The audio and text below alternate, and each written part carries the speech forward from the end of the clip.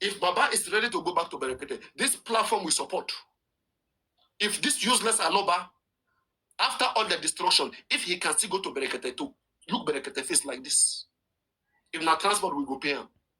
Nonsense.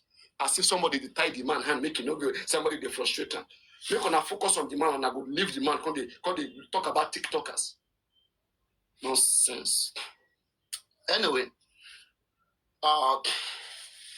so I have spoken to Arifa. I remember during this case of Abuja happened about 2 weeks ago, so if I'm not mistaken, when spending was picked. As I've said, the information that that reached to me, okay, was that it was Comrade Moses and their group, they have picked up spending.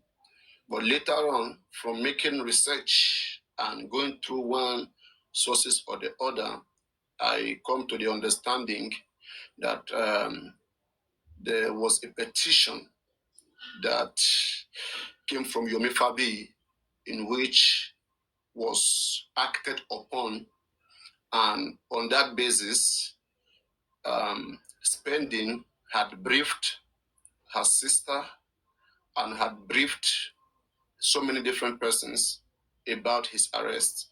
Spending has initially told people the reason why he was arrested by a petition of Yomi Fabi, like I said. Queen, I think Queen is kind of disagreeing with some certain narrative, believing that, hey, it may not be the way everyone is saying it. I have never spoken to Queen. This is the first time she chatted me on my TikTok, which is today. She chatted me.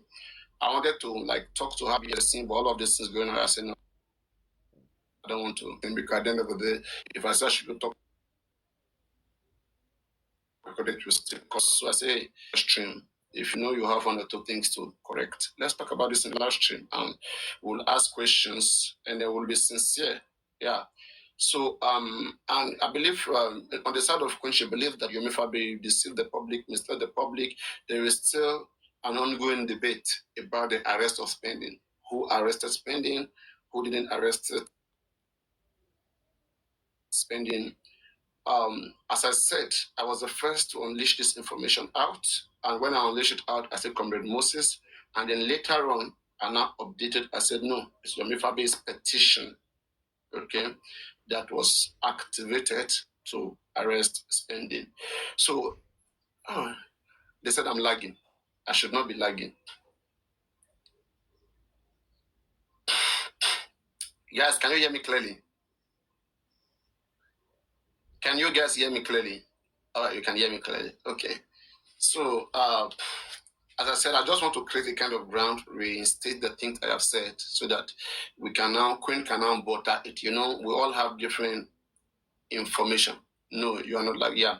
We all have different information, but I think Queen is maybe a cousin or sister to Spending one way or the other, so she should have her own information too. But at the end of the day, you're going to see from my own direction and you see from Queen's direction. And I will answer any question. And my position, that your petition, is the reason why Spending was arrested. I will tell you how all of those things happened, how I knew it to some certain extent, and then some evidences if need be, okay, if need be. If Queen disagrees with me to some extent, then I will have to, if need be, okay, but if it's not necessary, I don't like to expose informants. Otherwise, all these ladies will just get mad. So, yes, and I want to also make you understand that ever since Spending got arrested, a lot of communications has happened between different people. When I say different people, people that have necessary information, they have put information all together. And Queen herself has spoken to so many ladies, let me not say ladies, has speaking to women, men, people, okay, about the situation. And these are things that are not so new. They are not new. The old group is already out there, but we just want to try to differentiate.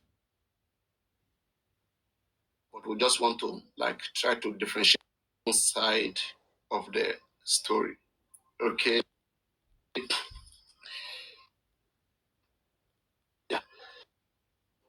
So yeah, but my opinion, okay, as I've said, I believe Yomi petition is the reason why Spending was arrested. And on the other side of the under gene, there seems to be something to happening whereby if I have a video how Spending was picked, the arrest of Spending. You know, some people paid for the flight ticket, they mobilized the police, all of those things. But there was a particular petition that was already deposited that the IPOs were already acting upon. And yes, so on one side we have Comrade Moses, on the other side we have Yomi Fabi, and yeah, so these are the two people spearheading, you know, the overground, okay, the overground. So let's have the discussion. Yes, hello, our dearest queen, and this lady, she started just from about on this platform. We're very friendly, we're very cool until we disagreed on some certain grounds. But I mean, yeah, sometimes people can have disagreement and then later agree, you know, in order to continue to agree. Hello. Yeah, what's going on? How are you? Hello, how are you? Hello. Oh my goodness. Can you hear me? Yes. Yeah, clear your voices. I can hear you. But again, I hope let us not make it very emotional, okay, so that we can be very clear in our explanations. Sure, you get. I know how passionate you are about this case. Can you hear me? Yes, I can hear you. Can you hear me too? I can hear you. So please try your best, okay, to see that we don't make it rowdy and it comes more kind of explanation. All right. So how do we go about this? What is the goal of this meeting? See, the goal of ordinarily, I didn't want to involve myself in all this issue with Yomiba Fabi, you know, and all the rights. I didn't want to involve myself. I don't think you've ever seen me anywhere on any platform addressing it, right? Because it's just not my business. Yeah, but that doesn't mean I'm aware you've addressed the same persons, ladies. Yeah, I've never addressed because it's not my business, right? Because I have my reservations. You have communicated to different women, people about the case, which I'm fully aware of. And also, I want to say this, right? Please, let's try to make this so real, okay, and let's be factual. Because in the conversation, there are some things that you might not know that I know.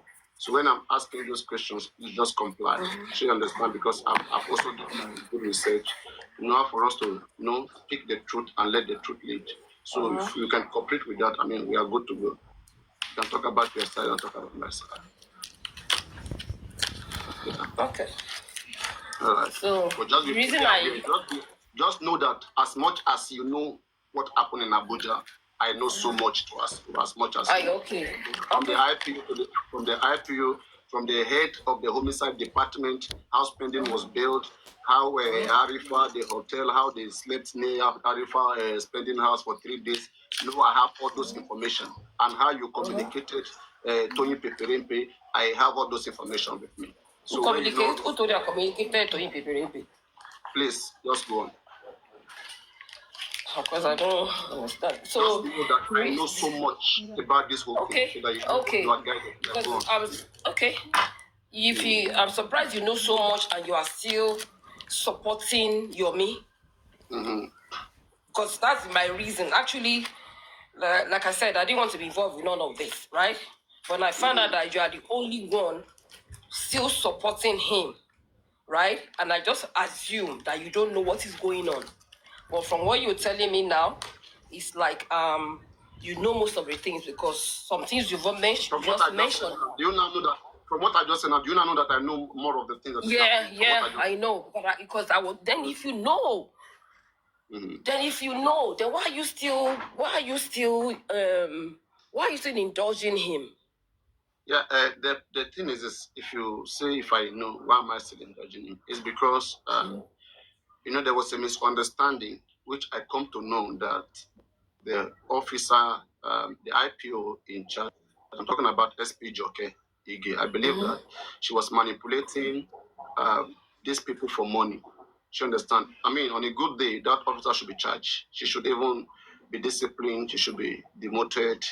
And so she played the under G, led by Comrade Moses, and she played Yomi Fabi. And I believe they also wanted to play spending to make money from these three sides, to make money from Yomi, make money from the under G, and also make money from spending. So Yes, that is why I exactly. felt like, hey, yes, that was a Exactly. game. Yes, so that's why I said, that is okay. Yeah, so then because from what you tell say, me what you that's know. Tell actually me what you know. Tell me what you know. no. You see, everything you said now is just what is really going on in this case, right? So you know all this, and you are still indulging Yomi like he's doing the right thing. Because it's correct. It's correct to some extent. What I did not just agree when they were saying that he's not part of spending arrest, I said no, there was misunderstanding. Yomi already did his own thing, whereby the Abuja, police, they were going to come arrest spending. But on the other side, to the under G, they already have their own. They already mobilized Lagos State Police to try to catch spending, and that's why they rented hotel beside where spending was staying for 3 good days, and they were trying to see how they can pick spending, and until Arifa, finally, make it happen. But on the petition, which I said officially, spending was based on Yomi Fabi's petition. That's what Powell said. But the arrest, I did not deny that Arifa and Ondaji were not part of the process. But I think they played the Ondaji, one Bawolo, one Lumo. In fact, they were using all of them. Because they were too desperate. Exactly. I think they were too desperate. They were too desperate to, I don't over emphasize on that. Hey, you're right. That's because I just thought you are not in the know in all of that is going on. That this Were you pushed by all this Ondaji to come talk to me? Did they tell you to come talk to me? Or you I don't talk to anybody there. Do you see him on TikTok anymore? You just I just felt that because. I hope you understand. I hope you understand that. Like last time I said, this lady, each talk, 20 people are some certain people's account are under surveillance. Whatever they do with the account, I'm fully aware. I don't just want to embarrass them. I have some certain informations that they have in their phone and they don't know. So when I told you that you spoke with some people, believe me, it happened. You spoke with 20 people. So that's what I'm saying. When you said this, so is that correct? Is that correct? No.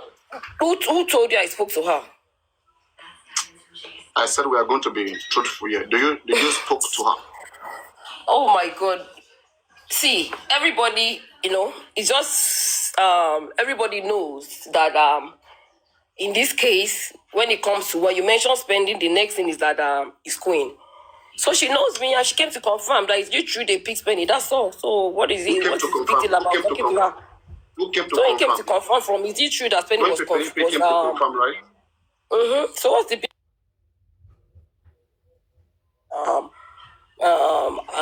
what would I say, arrested? Because she knows that she will get the right. Because she knows that she will get the right. Okay, I want us to talk more so that you will know that, from whatever you say, I know so many things about the case.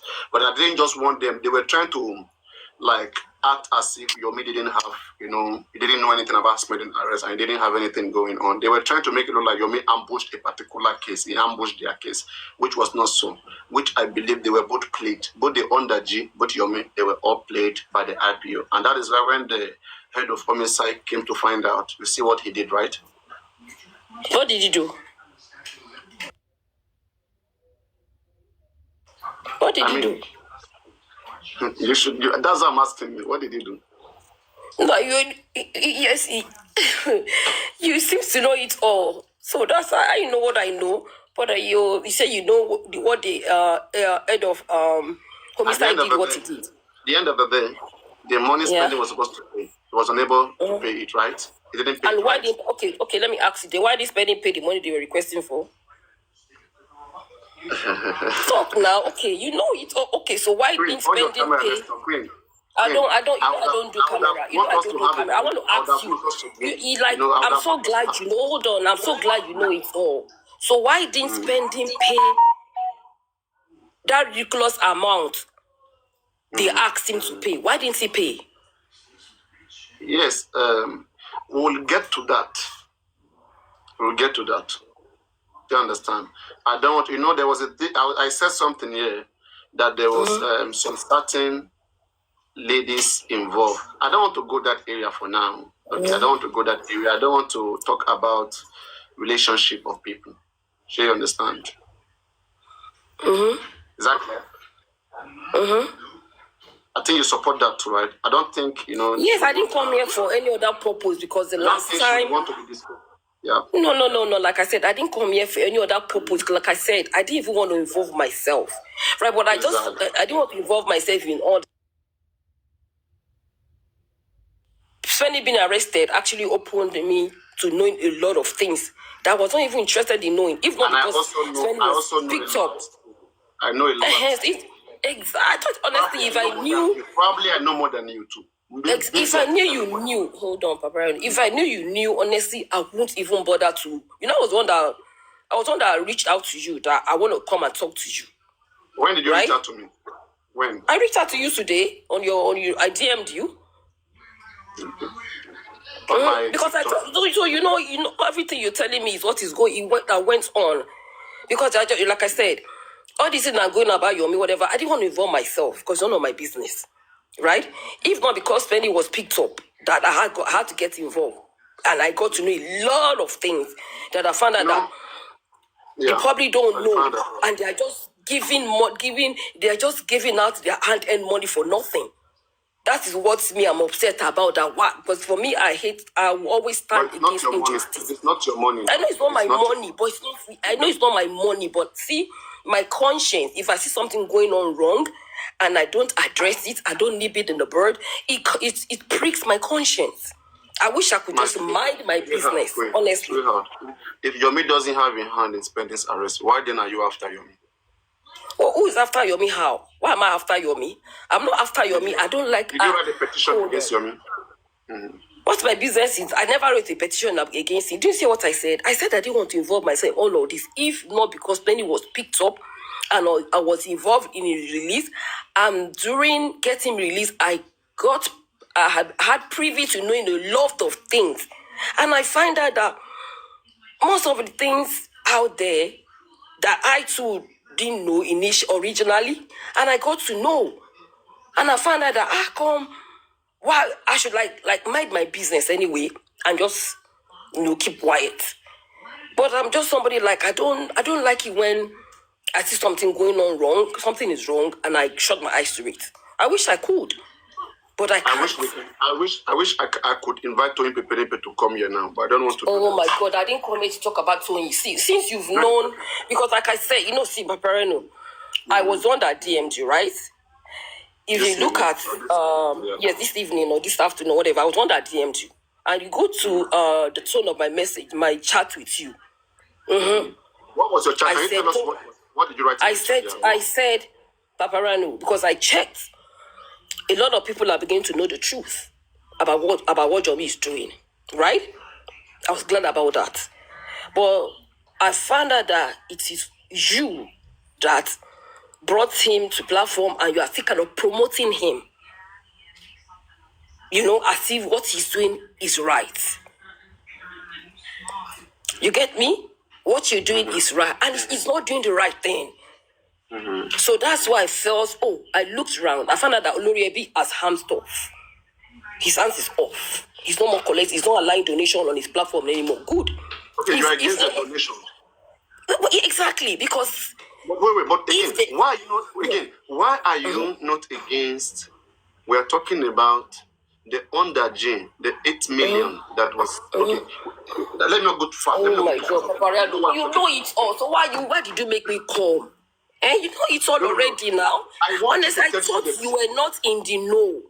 Honestly, if I knew you know this much, I wouldn't even bother myself. Know more than you know. I said, I probably know more than you know. But what you're telling me now. Those officers you're talking about, they've spoken to many people too. The same thing they told you, they told your lawyer. I didn't talk to any officer. Excuse me, I didn't talk to any officer. I didn't talk to any officer. They told Spending's lawyer. Practically, the same thing to Spending's lawyer. Who? Who's Spendy's lawyer? Spendy's lawyer now that you sent to. Which of the lawyers? He has. I mean, which of the lawyers did I talk to? The one you sent to Abuja now. Which one did you send to Abuja? I didn't send the lawyer. I had to when I found out that his lawyer in Lagos, they are indisposed. They couldn't make it to Abuja. They have an office. They have an office in Abuja, but they are. Mm-hmm.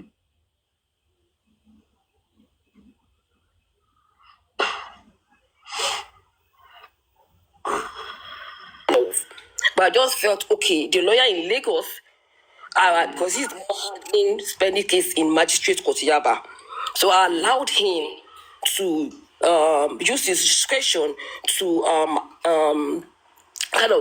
get a lawyer for us in Abuja, because I wanted him to. Queen, do you mind if you can put Spending online? Let me ask him 1 or 2 questions. See, hold on. His lawyers have told him no. But you can't come out to say anything. Anybody that wants to, if you want to join issues with him, let it go to the. There's a matter. I know too much. If I ask hold on. There's a matter on him at the magistrate's court. Yeah, but go there. Go there now. There's a matter going on. It's a public. Your court is to the public. If you feel you have anything, walk up to the prosecutor. Who is prosecuting this case? Exactly. So how would you come to the public to do what? He has told what he knows. You are still labeling him as a liar, as a killer, whatever. Who me? What do you want him to say? Please, I didn't come because of Spending, I beg. I have to take my leave now. Since I know that I thought you were naive, you don't know anything, and you were still supporting Yomi.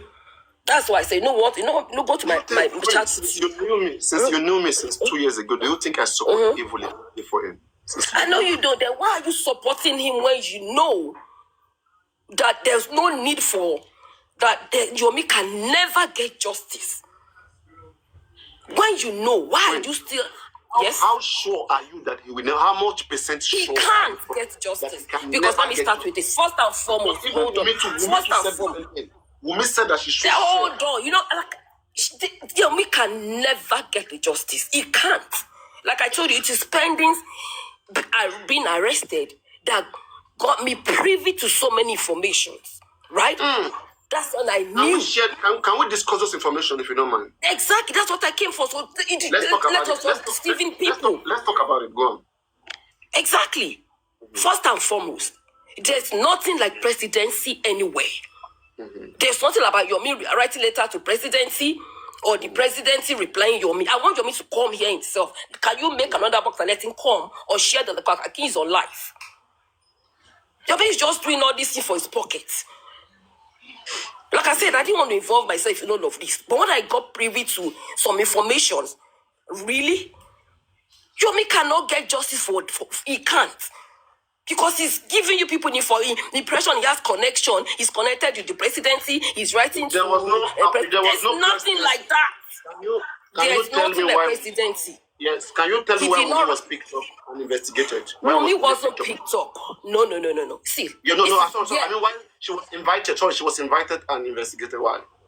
See, when it comes to if you don't know, I'll tell you. Tell me you don't know. Don't say you know. Hold on. Hold on. Yomi's aspect is none of my business.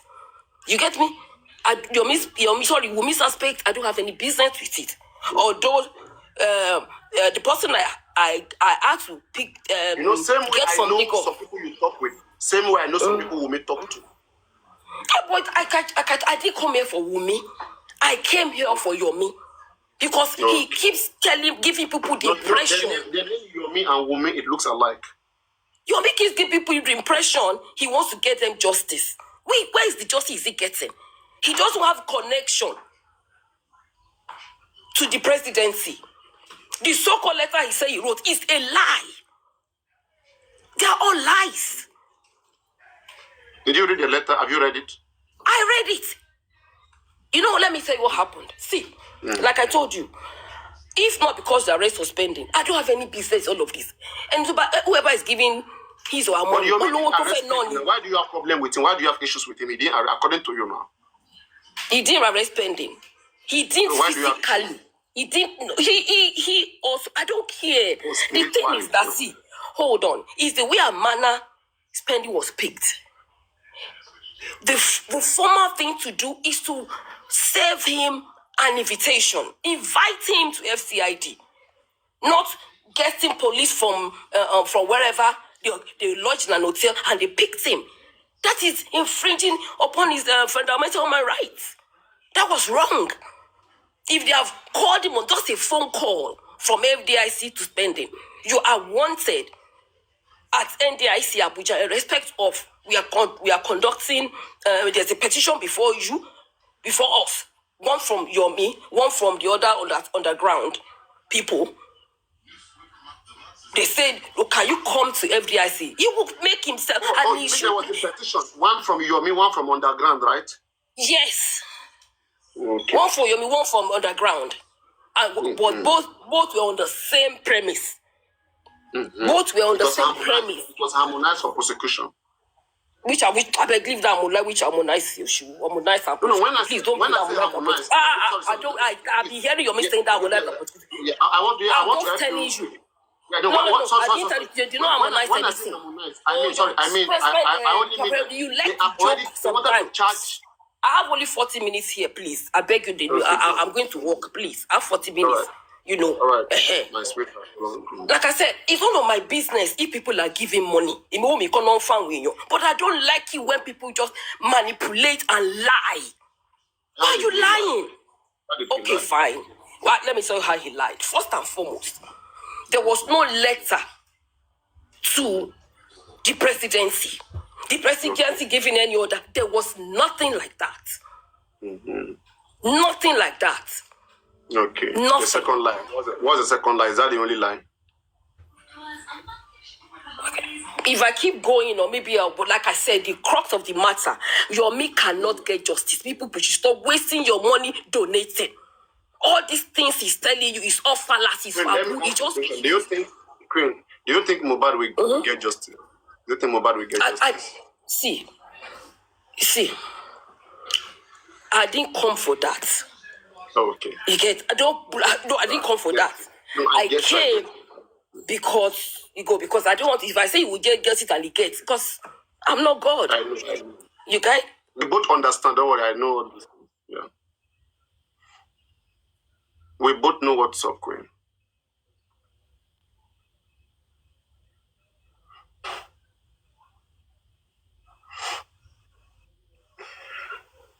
When I was telling those Ondaji to come and confront me, they know that I know what's up. And Ondaji never come. And they are just going around. They choose which platform to go. Okay, no Allah.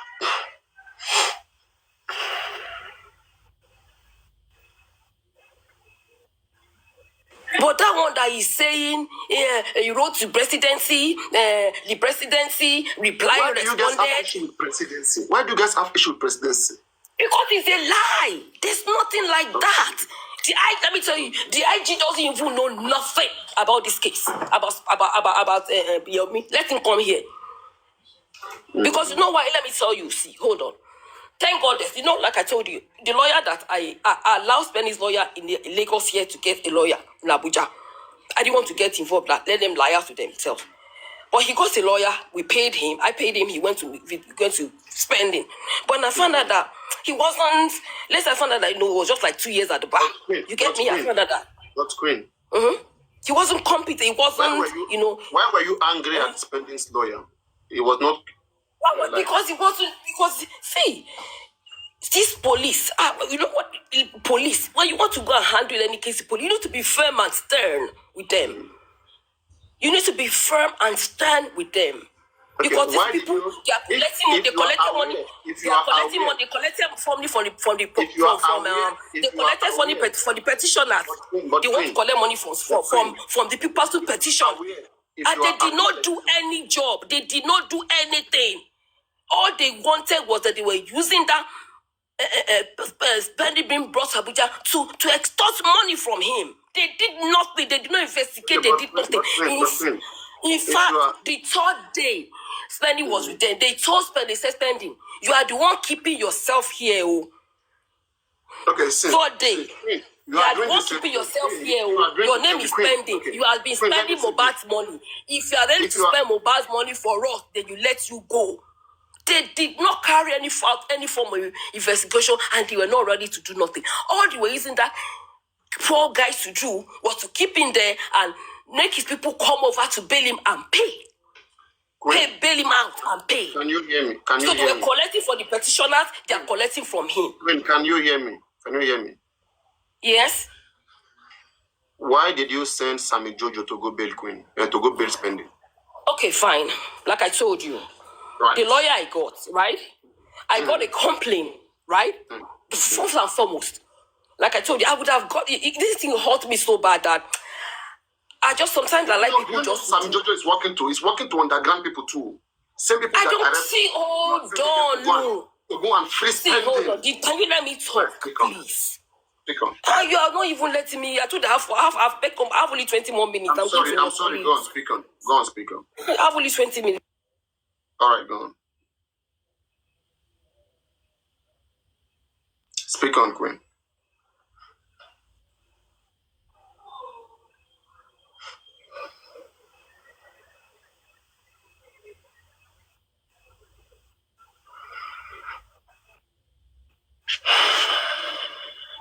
To talk with Layat because he's going to be the one to brief I couldn't hear you. You were muted. I couldn't hear you. My question is, hold on. I said the lawyer that is handling Penny's case in Magistrate Court Yaba, right? He couldn't travel to Abuja to go and bail spending. So I told him to get a lawyer. I should have done it myself, right? Get a lawyer myself. But I just said, let me allow this lawyer in Abuja, in Lagos here, get a lawyer for spending. And why? Because I know the lawyer in Lagos here is going to be the one to brief the lawyer in Abuja so that he's going to be free, communicating, because I know he's going to get somebody he knows. Sure you get somebody they're going to have their close acquaintances, but that's how we do. Sure you get. I allowed him. I know what my mates are there now. Can't I go? I said, look, I just told this fella will get a lawyer. I will pay. Just to give him that free hand. And by the time he got the lawyer, the first thing that actually struck, that only pissed me off with this lawyer was that it was on Friday that we called him, right? And I said, they got him around over the day. He was telling me he wanted to go and pray Jumat. I said, in my mouth, I said, I didn't, in my heart, I said, you're going for Jumat. And you know somebody is incarcerated. I was like, really? Really? That was the fourth red flag for me.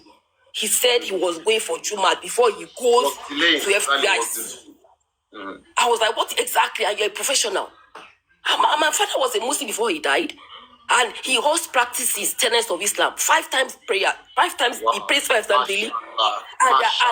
And my father walked, and then I remember, my father they always postpone on Penny. His prayers till he gets home. But you're telling me you are going to Salat. You don't the Salat so fellow Kijimo. And that was the first red flag. I was like, really? Fellow Kijimo? When you're supposed to go to FDIC? But me complain. You now call Sammy Jojo then. No, hold on. I told him to go. Okay, no problem. It's about time, it's about the day. Then when he got there, right? And somebody hinted me and said his performance there is not he's not competent. And I know, he's not competent. And I found out did my findings, and I found out he wasn't. Then I said, you know what? I have to get... about his performance. Yeah, his performance. I don't want to go there. I can't rubbish any lawyer now. I don't want to go there because we can. I don't want to. So I wasn't satisfied with the services anyway. I wasn't satisfied with the services. Yes. So I like, okay, let me get Spanish lawyer in Lagos here, Makinde, to get him there to Abuja. Right? To go. Because somebody just said, you know what, let me talk to somebody I know. So somebody that knows about the case. So I just thought, I said, you know what, I think I know Sammy Jojo. He knows a lot about this case. And I seen him that I see the way he talks to the authority. As in, he works in authority, talks to authority. I like, I know, let me call him. And I got his number from somebody. I said, Mr. Sammy H.O., please, can you do me one favor? Please, I need you to go to Abuja for me. This is what is going on. And he volunteered. And he went. And you know why I let him? Because, he did better than that lawyer. He did better than that lawyer. No, you know why? No, you know one of the reasons? Because they needed a shorty. Do you get me? They needed somebody. Somebody exactly. I know. Exactly. Not even to pay. We needed a shorty. That was why I said, Mr. Sami, can you help me go to Abuja and start a shorty for spending when it's going to be eventually released? And he said, no problem. Right? And I know you know the case, this case very well. And he accepted it. Are you sure I know about it very well? Are you sure I know about it very well? Don't we meet on TikTok? Don't I know him? I know him now. I know what he can do, what he's capable of doing. And he went there. And he got there. Which one is yes, Sammy? And he, Sammy. Yes, Sammy went to stand as a shorty. Yes, and when he got there, I wasn't disappointed because I knew he's up to his own. He knew what he's doing. No, he worked for underground. That is none of my business, yeah, beg. I didn't come to talk about underground. He worked for both sides. I don't know. I don't want. I shan't know that. No, it's okay. I told him let's not focus if he couldn't do it, he would tell me he can't do it. So he went. Hold on. Then he got to Abuja, right? Exactly. He got results. They wanted 2 million. 2 million for what? To bail spending. Kiloshe. You guys picked him up unlawfully. You never said that. Sent him an invite. Imagine. You put him there. You're even telling him, so I said, okay, no problem. No, the first lawyer I got said 2 million. That was when I said, Jasami, please, can you go to Abuja for me? And stand as a shorty. It's for shorty. It will not even help me base for sure. Today, shorty for spending, please. Because I knew somebody I know. Shorty for spending. Yeah, shorty now. And he left. He went. Do you get?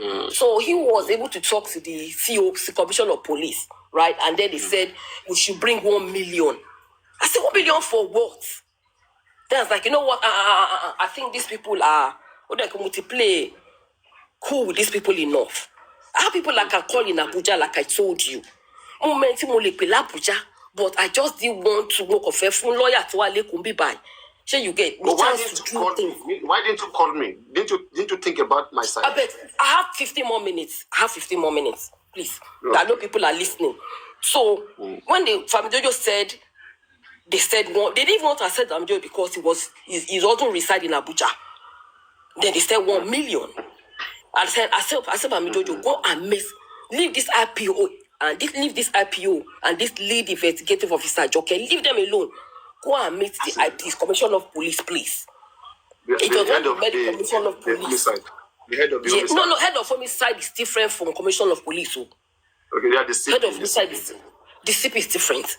The CP, and I said, can you go and meet the CP? So when he went to the CP, because the IPO and the other lead jockey were asking for 2 million, other people. Then I called, then I said, Sammy, please, can you mix up with this Commissioner of Police and tell him this how these boys are demanding? Are you supposed to pay? Are you supposed to collect any money? If in truly they are doing investigation, if in truly they are working on the petition, don't say on the petition written by your me or by which order of president? Hold on, I will get to order of presidency. I've not even found out anything yet. Right? I just told Samju, please go and meet the CP. Go and report to him that his boys, his workers, his officers are asking for money, and I'm not going to give a dime because that boy has committed no offense. And besides, he's standing trial in this case. If you feel you are aggrieved, if you feel he's not saying the truth, go and join issues with him at the magistrate's court Yaba. I pray the prosecutor, they will oblige you. Why should you go and pick him up like a criminal? Because he's the son of a nobody, isn't it? Did you serve him an invitation? Did you invite him? And this guy has never missed one day in court. He have never missed one day signing. He would have applied, he would go. The worst of it, that he was going to go with his lawyer and answer to the petition, but you guys just picked him up on the street, injured his hand with handcuffs. And I told Sammy, please go and approach the Commissioner of Police. This is what these boys are requesting for. 2 million. I'm not going to pay a dime. And Sammy approached them. Approached Commissioner of Police. To my disdain, the commissioner was asking for 1 million. Sammy came out and said, when you know to pay the 1 million, 1 million, Kenny. I said, you know what? Okay. Now I know what is going on. Like I told you, I have people I can call in Abuja, but I just felt, case is a trivial case for me. So why would I be? I just say, you know what? Would I pay comment? What to be? CP in Berry or wo? Channel to your commercial petition to competition for Connie. See me call at it, cannot go underground call. I didn't not supposed to be. I did not supposed to be working on the petition. I didn't supposed to be questioning. I didn't supposed to be investigating. They did nothing. They want to collect money. I hope you are aware. So I said, I hope you are aware this coming week as we speak. I hope you are aware this coming week as we speak. Arifa may likely be picked up. I don't believe that one. I told him I don't want like I have 15 more minutes. So I know. I don't. So the thing is that I now said, I now like CP no bury owo. CP to your commercial repetition. Yomi has gone. Yomi escaped Alagmo. Are you aware of that too? Yeah, exactly. I'm only aware. Why did he run away? Kilo Safu. Why did he run away? Why did he run? Let's wait. Don't worry about more Kilo Safu. But before Christmas, December, I don't know. But I know any of this. There's something working. There's something. Yomi, you can keep deceiving them with your English. So you get your time is up. I wish you never. I don't have any business. It's not my business. I want to find He didn't arrest Spendy. Why you have an issue with him? But you're not right. I'm not having issues. But you know, Spendy is starting trial. You took police officer to magistrate court to arrest Spendy at the court. It was the officer that said, no, I am not going to arrest Spendy because he's standing trial at the court. Oh, okay. You mean to took police there to arrest Spendy? Yes. But the police said, I am not going. Arifa has already come with Lagos State Police too. I beg. I didn't come here to narrate. You can when I'm done. In the case of Arifa, I am not talking about Spanish. I am not talking about Spanish. How they arrested him. In my honor, I'm the one, not you. Okay. Arifa has came with the police. They have lodged 3 days. Beside where Spendy. I didn't have privy to that. I didn't have privy to that. They have lodged there. She understand what is the whole thing happened. So and then your mentor on his own side has already paid for flight, was already ready to ambush Spendy. The thing about you speak as if you're eloquent. You speak eloquently. You speak like as if you know the law. Do you know what the law says? Somebody standing trial. Onikawa pick it up. You did not serve him a formal invitation. And you are asking to pick him up.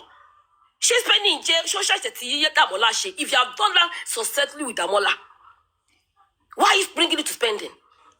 She's spending lower my impersonate. I believe I say obtaining by fraud. I cannot obtaining by obtaining by pretext. False pretense. Obtained by fraud pretense. Is this spending? If you can pick Yomi up, if you can pick Yomi could pick what's his name? Guy.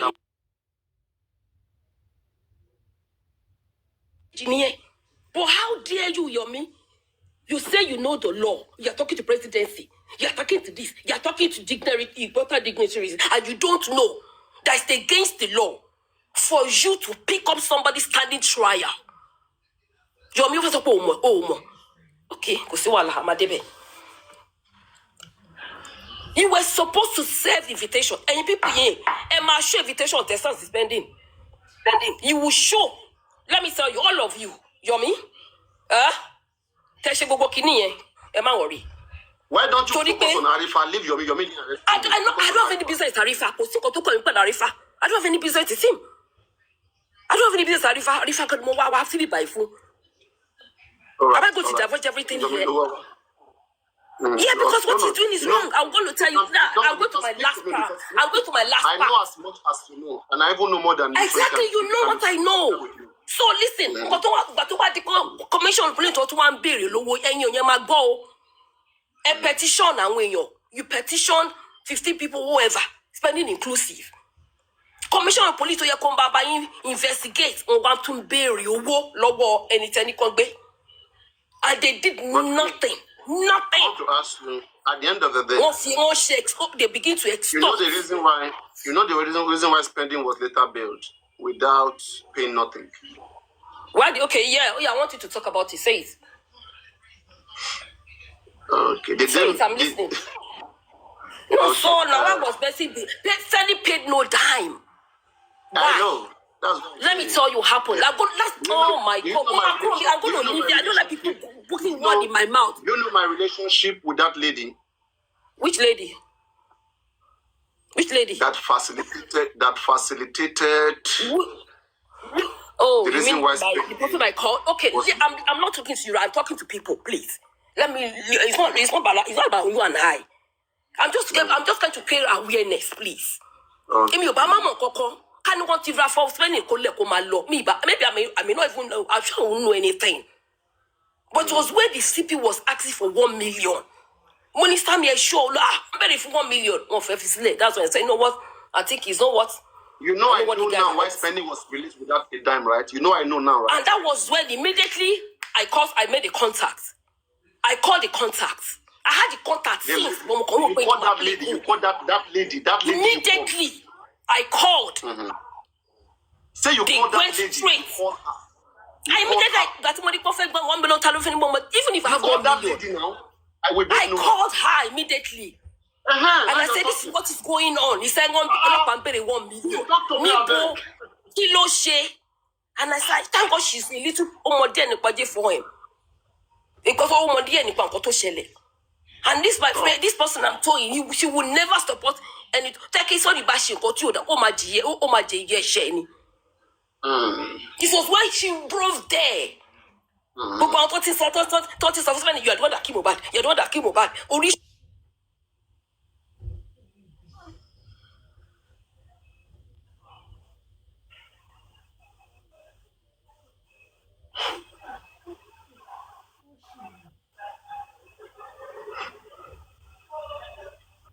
We cannot hear you any longer. And the person that Wumi spoke to recently, Wumi, be rest assured that I have all those information. Wumi, I'm talking about Wumi. Be rest assured about that.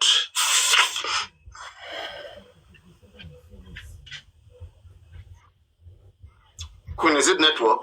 Can we do data for the phone?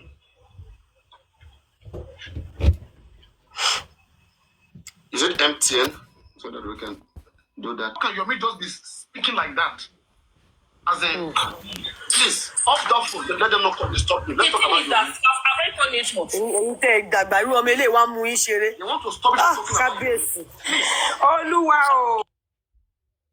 You shall know the truth, and truth shall set you free. You might be a spy now. You might be a spy.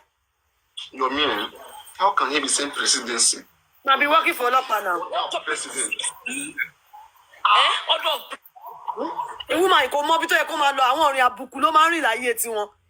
you have your own platform now. If you pass your message, people will come. And Spending even wrote the same thing. So you get.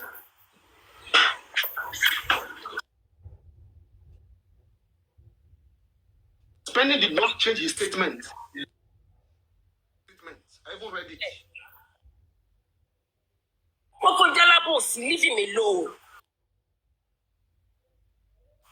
That's we.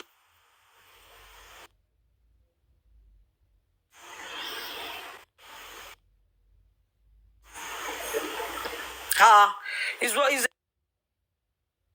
fine now. Flagging.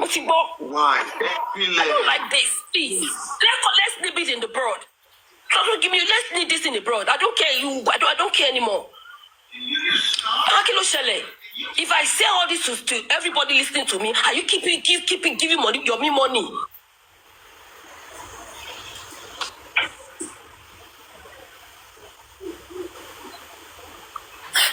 Please, let's gift, guys. Let's support Queen. Let's gift Queen, please. Everybody gift. Gifting hello, network. Encourage everybody. Where are my gifters? Gift hello, network. Stable.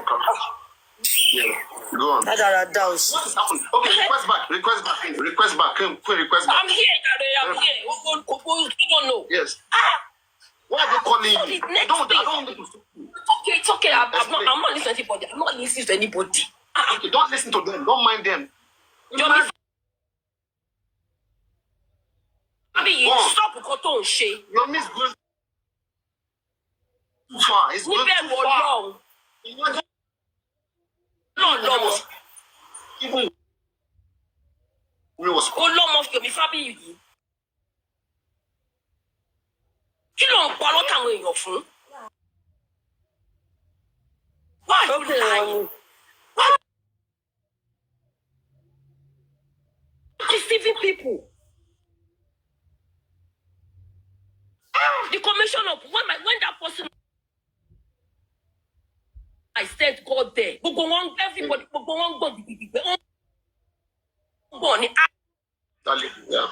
because I don't want to take it up. She got there. No worry.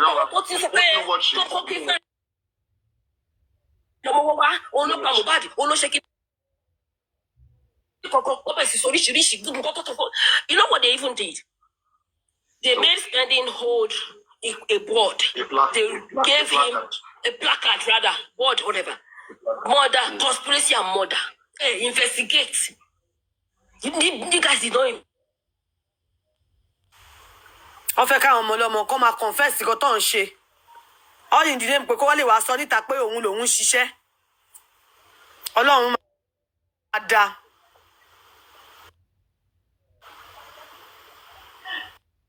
conspiracy murder under duress so that lè mú ọ̀tá lòun ṣiṣẹ́ owó yẹn ò ní mú ẹ lọ́wọ́.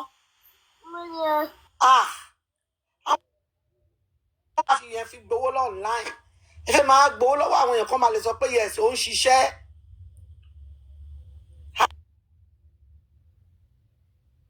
Ó dẹ̀ bímọ tiẹ̀.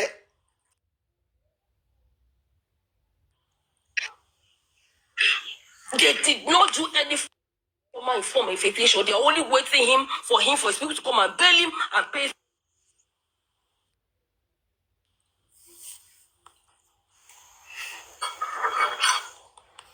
Listen, as they were chopping from, they were taking money from Ondaji, taking money from Yomi, they want to take 2 million too from Spending. Tell me who is benefiting? That's the police. Immediately the lady got there and found out what is going on. Victoria takes to one plane, one competition singing against set of people, right?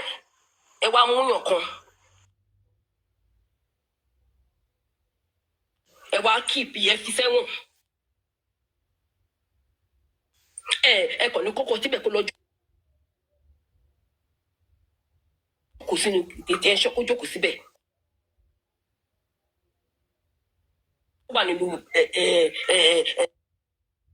sell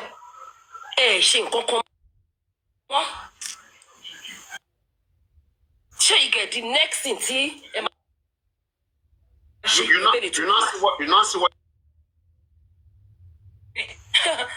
that's why don't mention how much you pay. Tell your man shit to lie came out rora. Kọ́mọ̀ sọ owó tó ń gbà bọ̀ kọ́mọ̀ sọ ọ̀gá tó ṣẹlẹ̀ lọ́hùn àbí. Anybody knows nobody but Olólùn. Àdàbí sọmọ ibà mọ nǹkan kan nípa kéèsì. For 2 years, this boy has been on. Wait, why don't you? Not the frustrate ọmọ yìí. If you believe that boy knows what to watch just for job. And now join issues with the people. To bring Spending to speak to me for 30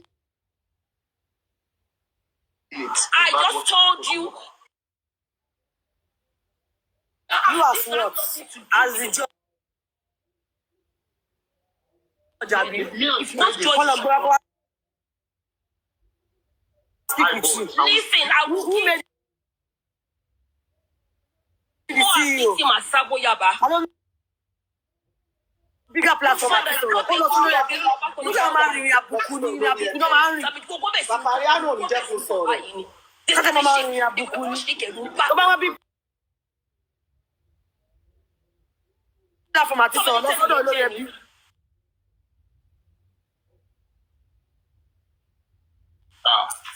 And I call.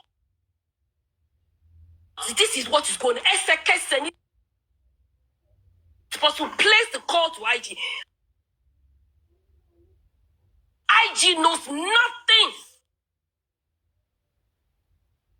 about this case, about Joami. Irolumpa. Just one call to the IG. Chairman, bye. The proper thing. You are self-spending an invitation. You shouldn't have used, judicial process to pick him up. That was what gave you. My people, we call the IG. There's nothing like that. The IG never sent anything to presidency. IG is not aware of anything. You know what? We now dug further to find out what happened. O so pe o send it to IG o. O mu lo ba presidency ni You o. know, Lege Miami. O send it to IG o. Lege Miami. If it's a guy, Lege Miami, she mo pon wa, ki no kuruko mu ma omo yi, omo Tinubu yi se yi Tinubu.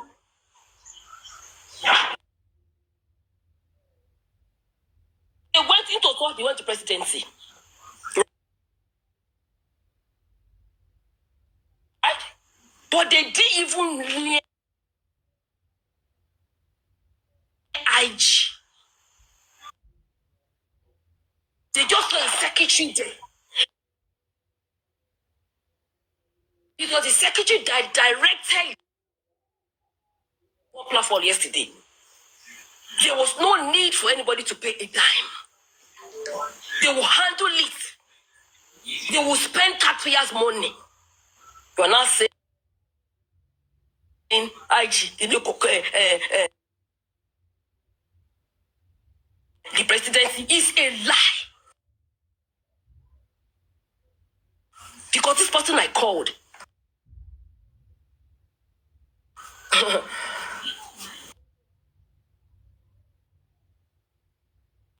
no, what community job be berry? Lórí kan tó ń kọ́ fún wa lómi ọbẹ̀ jẹ́ ìyẹn. Wọ́n pe yẹn ní kí ló ń jẹ́ bẹ́ẹ̀. Wọ́n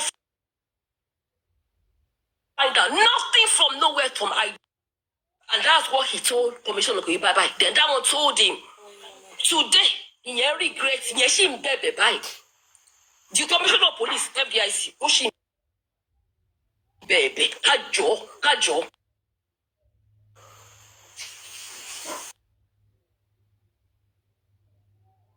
Because you people, they were just using FDIC to extort money. They were doing no investigation at all.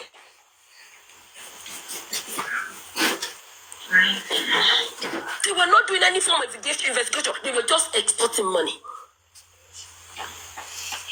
That was why I told this guy, this woman, to at the back,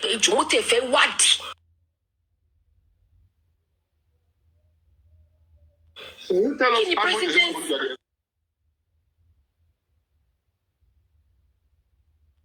How much did they extort?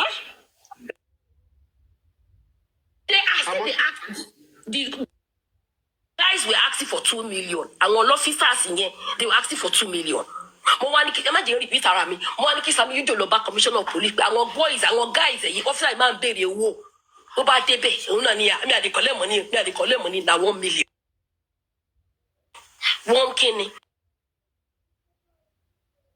Hey, me follow me. If I don't give a low on my book. I'm not going to spend tax.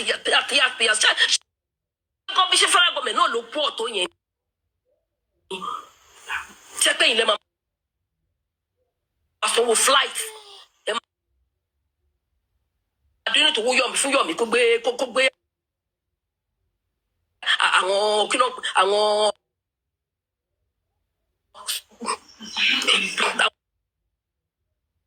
tẹ fẹ́ investigate right.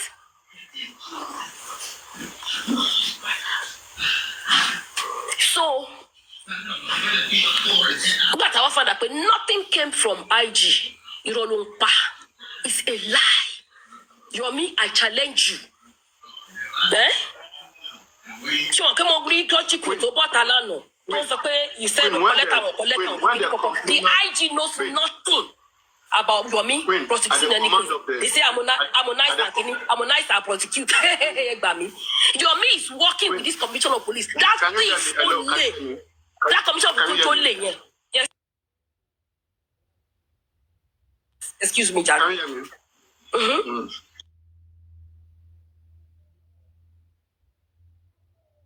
I said, when the head of that homicide, requested complainants to appear. Because if he did not pick spending, I will not have assets. I will not call somebody I know in Abuja and tell this what is going on. And she got up and said, I'm driving down there to see what is going on there.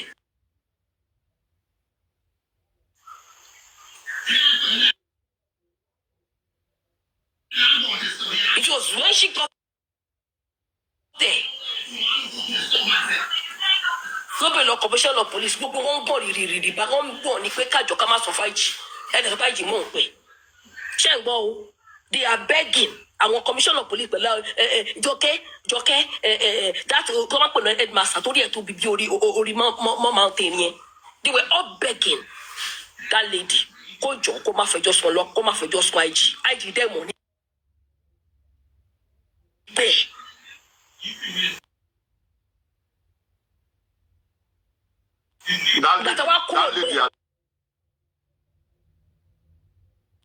That lady.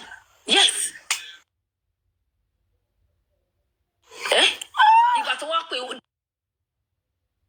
That's why he said, you know what? And the lady went to me spending it because it's a very humble lady. And I explained. It's a point in Sancho.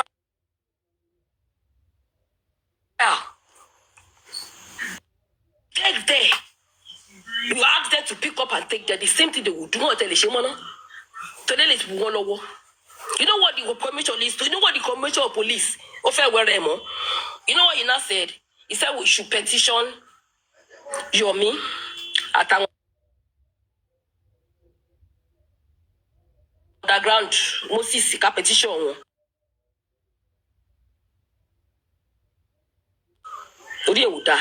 Competition thing. Makowani kotamashi. You go. Just come with for this December. Are you fine? I don't know. You walk Lama Wasu, you walk commission of police. You walk Lama Wasu. Okay. Because you were the one that landed to use your office to pick people without following the due process of the law. You did not serve them invitation for them to appear at the ADIC. You sent your boys over there because there's no how they will leave Abuja to pick on anybody without your consent, without you knowing about it.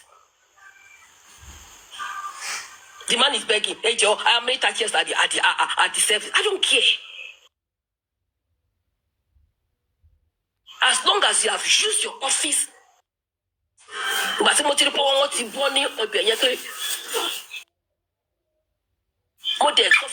that lady, I talked to your commission of police. Kilo money pa case.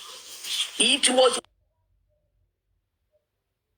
one that told us not to go to show what to do.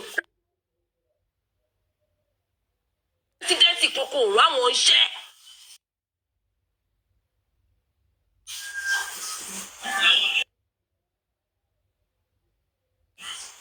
And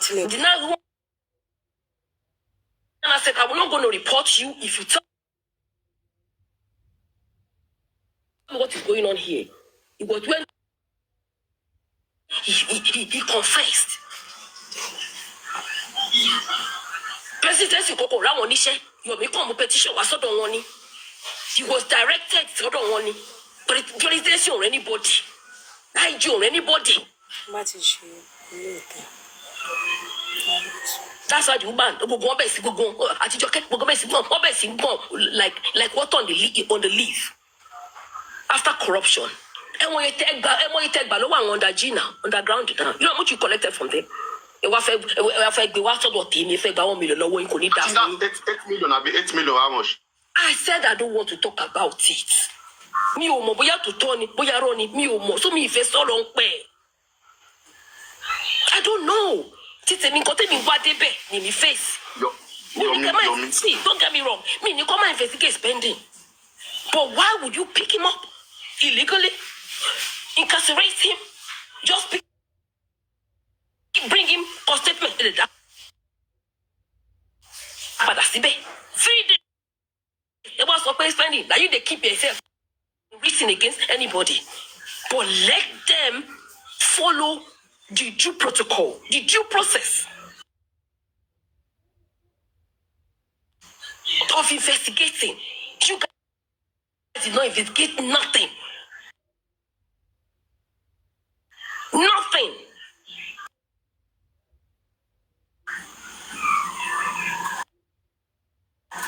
Why?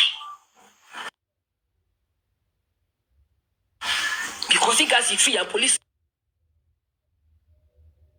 uniform, you can extort.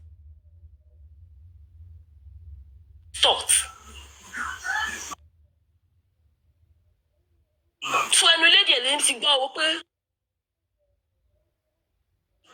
kò sí nǹkan tó ń jẹ́ president you. President harmonize all those words. You know what? Surely our commissioner of police, he was blaming himself. To who? Sammy Jojo. Yeah, you know, I blame myself for succumbing to that your antics. Don't blame you only ni one only. Yeah. Only. Don't blame you, me. You're a thief yourself. If you're not a thief,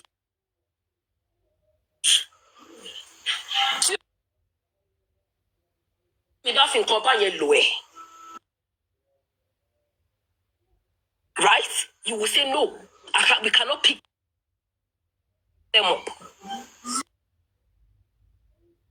We have to serve them an invitation. If you're not from Nicola, just sincere person. You know, go one day. How Nicola the major crew no book. You should commissioner of police. Don't bet. For what you've done, allow your me to use your office to intimidate, harass innocent Nigerian. Because that boy is in Nigeria. If you have issues to think, go and join issues to at the match court. That's what the side homicide said. One petition no one to investigate to my charge of my phone. Do you know that if you charge for conspiracy your mother, where is your facts? Where are your evidence to substantiate? The charge of conspiracy just because I want that G when you go charge of conspiracy your mother. IPO but yeah, I'm sure this month is your last day in office. Because we need to flush you out of the system. You corrupt officers out of the system. You guys, please don't get me wrong. Me no come and investigate. Me no come and petition. That's why I told you. Immediately I got word of spending being picked up on Wednesday, on Tuesday, Mutomo. I would have called immediately I could have called immediately. But I said, no, let him go to Abuja. Let him go and answer the petition. I could have let them take him. Let him say what he knows. Let him go answer to the petition. But told they told the competition to she investigation, she he captivated him there. They want to roll away. No. Okay, you know what? What you okay? How would I have done it? The buffet she spending the Koni Dabuja. But I will never do that.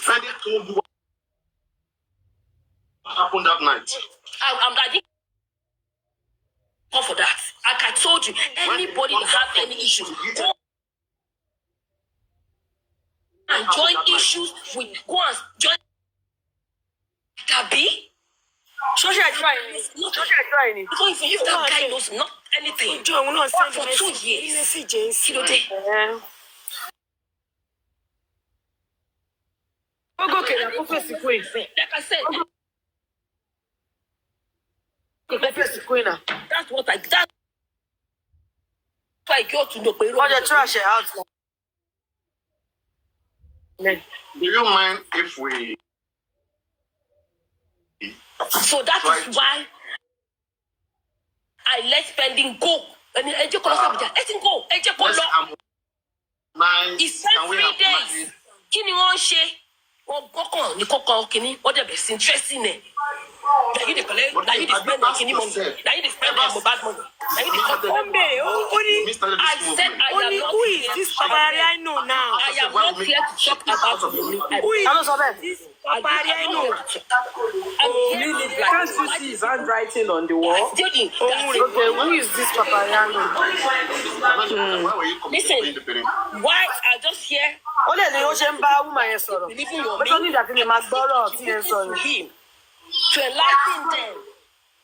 Wípé Wọ́n náà gòkè send your request kẹjọ face ara yín. I know Tony is calling you. She doesn't want, but Tony, please. Papalule is fully aware of all all of I this. have to say. So if you like, keep contributing your money. But your me, oh, your cup, what you full. Shut here. Oh, my cup. I don't know your me if I Why do you send the request? Why do you send the request? Kó lọ tapu, kó lọ bá kó lọ face ẹ̀ bẹ́ẹ̀ náà. Ẹ̀rù ń bà mí. I'm off here. So into bank come continue láti máa fún lówó ẹ̀ o. Ó gòkè bẹ́ẹ̀ ni. Papalule náà wá gbé sókè náà. Ó dẹ̀ face queen bẹ́ẹ̀. Ṣé ń comment? Comment. Bring your Me, you and that lady. me now. Hurry up, bring You it. and that lady. Bring Good of you. Let them face each other. Let him come here. Yeah, that's good. That's the best now. Oyo ya. I don't be guy. Papalule, bring him there. We will not have that. I know you don't know what if I want, but I'm sorry. Oh, but that's you did. Papalule. If you don't mind. I'm not the nice guy. I told you my time is short, my people. Eh? Like I said, I shouldn't be doing this. But I hate injustice. Okay, Yomi, come. Yomi. Yomi has been lying, manipulating people with all this presidency, harmonize and prosecute, sweet talking people as if he knows what he's doing, as if it's a lie. And I said, please don't let him use you to perpetuate. So you think your make can use me? For the people. Me that you know Don't for let 2 him years. use. That's what I told you. Don't let him use your office. Don't let him use your platform. Yomi did what? Yomi arrested spending. It was not Yomi that arrested spending. It was the under G. Although the police, when we got there, when the lawyer got there, they said it. Only call Yomi, no Romo, and said, your mini. That's what they told us. Why were police saying Yomi? I don't know. That's what they told us. The first day, the second they say it was Yomi. The fourth they say it's Yomi. That's what they told the lawyer. They were manipulating you guys. They were playing with you. No, don't. They wanted. Now, that's why I told you that I said this lawyer wasn't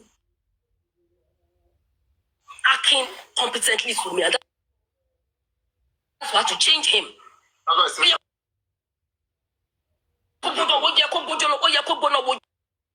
Side. I investigative police officer olórí kẹrẹ ndìyẹn wọn pè ní headmaster ibẹ̀ ló ti sọ pé kò kí homicide whose side Guys, please follow this account and click on notification.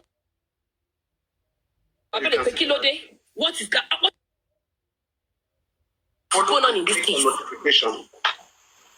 Obelo IPO. What is going on in this case? Some people, Yomi wrote a petition. There's a man called Yomi. He wrote a petition. There's some group of people headed by what's his name? Moses. Comrade Moses. Headed by Moses. That they said they are aggrieved with the decision of the magistrate's court. The recommendation. The recommendation of the magistrate's court. Do you have it with you too? Have you have it with me? We gave everything to the head of homicide. Sure. We sent him everything. Sure. I am aware of that. I'm aware of that. It was when he read it and the man spoke his truth. He said, okay. Guys, and follow. First and foremost, this head of homicide asked them. I'll tell the head of homicide underground no arrest spending. But I want to want them because the head of homicide that was the first officer, the first officer conspiracy and murder without proof. What is going on? That was when that IP was not explaining. The petition came from Yomi and Moses.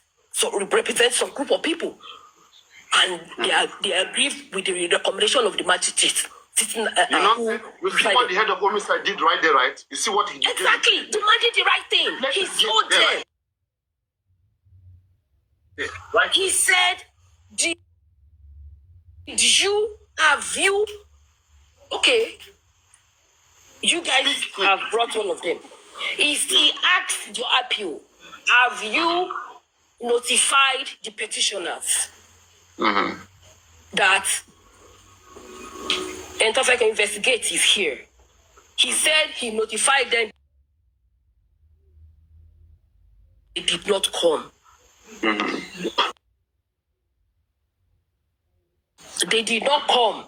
So you haven't even, you've not seen the petition at yet. Within 2 days, at the charge in your conspiracy and murder. The police, the head of minister said, you know what? Okay, I know what is going on. He excused all of you. Excuse me. Excuse us. Leaving the IPO and the leading investigative officer, that is Joke. And they all came back. To address them in front of those. Yeah, they didn't want to address them. They didn't want to embarrass them. And the man said, all of you come back. And he said, the prosecutors are not here. Who they charge Lori and it's on the Wasibi, Tony Wasibi, or charge Lori without hearing for the petitioners, without investigation. In which jurisdiction? It doesn't have jurisdiction. I don't know for them. The man said, do you know we don't have jurisdiction? Abuja doesn't even have jurisdiction over this case. We are only just investigating whatever we get, whatever reports, whatever findings we arrive at, we're going to write our whatever, our report and send it to Lagos for prosecution. You're never going to prosecute here. So how are you going to write? Was served on Wednesday. He was served a letter to appear at Alago or join your mirror ticket to go to Nigeria. Why did you write that? Who wrote the petition? Why did you petition? I'm not going to mention who wrote. I won't mention it. It wasn't me. It was in the or explain so many things. So why did your kilo? It won't have petition, won't have any petition. Same day, order ticket. You flew away from the country. Only kilo you ma collector. As you are speaking, no, I think you may have another project about J4M somewhere. I think. Which projects? I beg. Oh, he knew. Yami knows. Yami knew that Tomba feel a step his feet inside the lab. He knows. Omo now. Omo cannot watch. Ologun. She be Yami. I heard Yama is talking about you. You're smart now.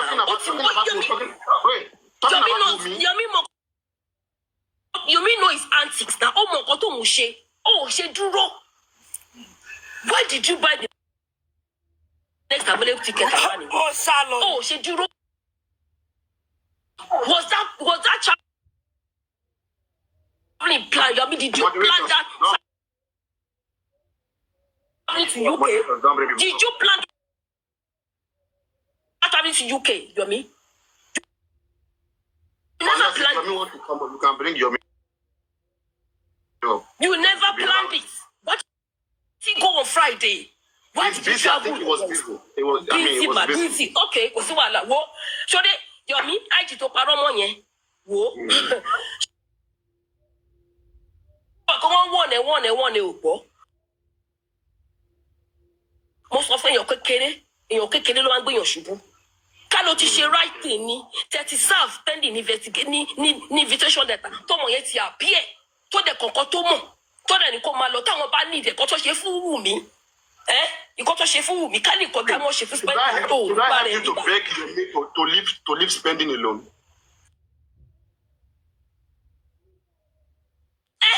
No be am no I mean I don't want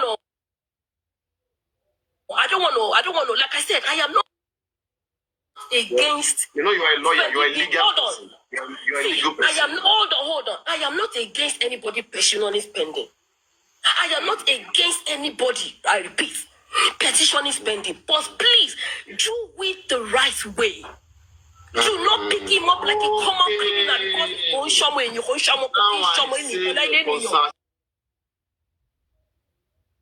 see your pain.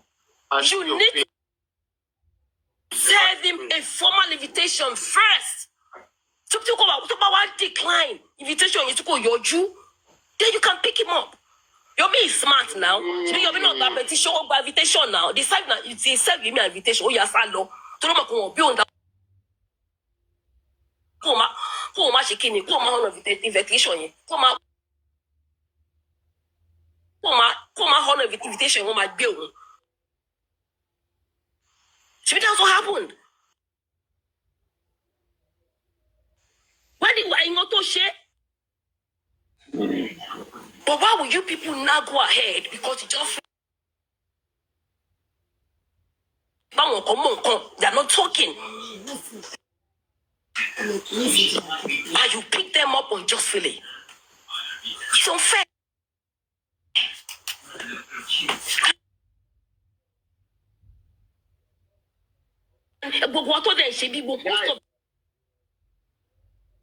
Sorry, guys, when you follow this, abroad, you know what?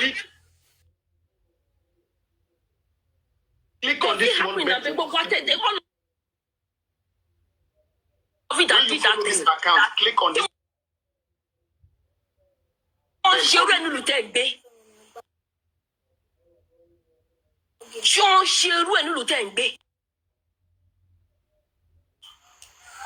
You guys should have. Sure, you get. So it was an illegal, and that's what we're challenging. It's an illegal. So see, anybody that feels spending knows something he's not saying. Please. He's not against petition. They said he's spending on bail. Please. Queen is spending on bail. Which bail? Bail, what kilo shot Thomas bail? Which bail? Bail, what did you do? So spending is not going back. It's not going back. They acquitted him, right?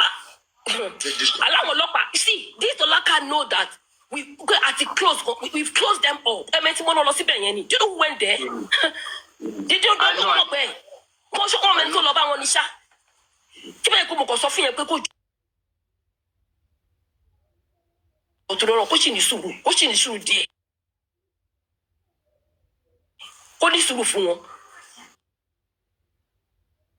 I don't think they will resume us.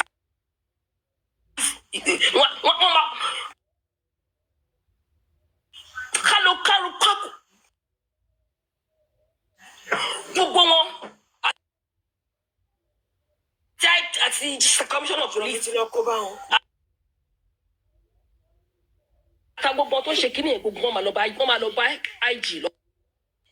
declared they wanted. Which I understand you will salon. You should do it properly. Can I ask another question?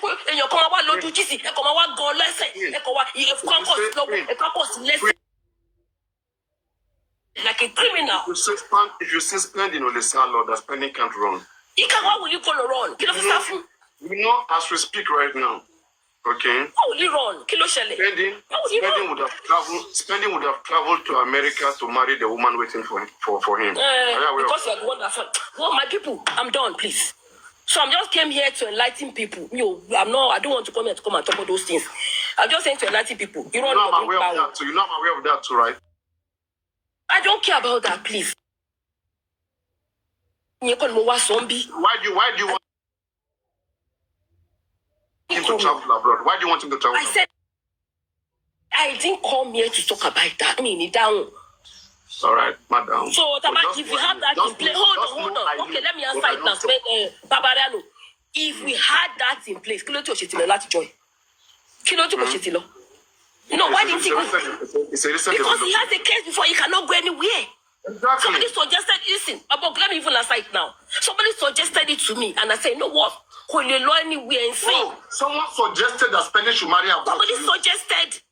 Somebody just offered. Somebody just said, when you come out, they say, you know what? Could you not be coco? So you get, could need let's meet anybody. Let him claim himself. That is it. Yes, I'm aware of it. I was one that told that person, I say, you know what? Who need? Papariano. What is it?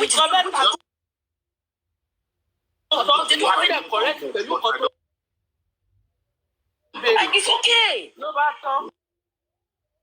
So can you say you can salo? It's passport e wa lowo. You can salo. Kilo safu. Nkan to mo ko mo se koko. I would have looked at you masalo. O se koko now. And I said no ko le lobby koko America koko. Let him claim so because you know what? Even when he gets to America, right? They will keep asking you, have you ever been convicted or charged or whatever? And she will kill from a social macaroni. Oh my, they will investigate and find out now. Why would he do that himself? Under perjury. Lying under perjury to back in any of these attest and section of whatever. Everywhere in America, they've actually no important form that is not there. Go find out. And I said, no. Let him claim himself first. Queen is in America. Queen is in the US. Queen is in the US. Queen is not in Nigeria. So I beg your pardon. Your me is asking where you are because I beg leave that one. You know what I mean? continue o sori gbogbo ọ̀rọ̀ tó ń sọ pátápátá irọ́ tó ń pa wọn IG. Wait, what if you meet me one-on-one? Àti jẹ́ ká IG gbogbo ọ̀rọ̀ tó ń pa àti fẹjọ́ ẹ̀sùn IG wọ́n padà wá. Ṣé o ti gbọ́? Nítorí pé mi ìmọ̀ kan tó dé. O mọ ó ti tó. O mọ ó ti tó. O ti gbà. And guys, Kúrò níbẹ̀ o. insulting you guys. Kò ní kúrò. Only that's Kò ní picture yóò ní kúrò. Kọ́ lọ gbé tèmi náà sí. Kálùjọ máa ṣe fúnra wa because. Just here. Continue. Don't remove them. Don't remove So, them. like I said, please, my people. Mm. Just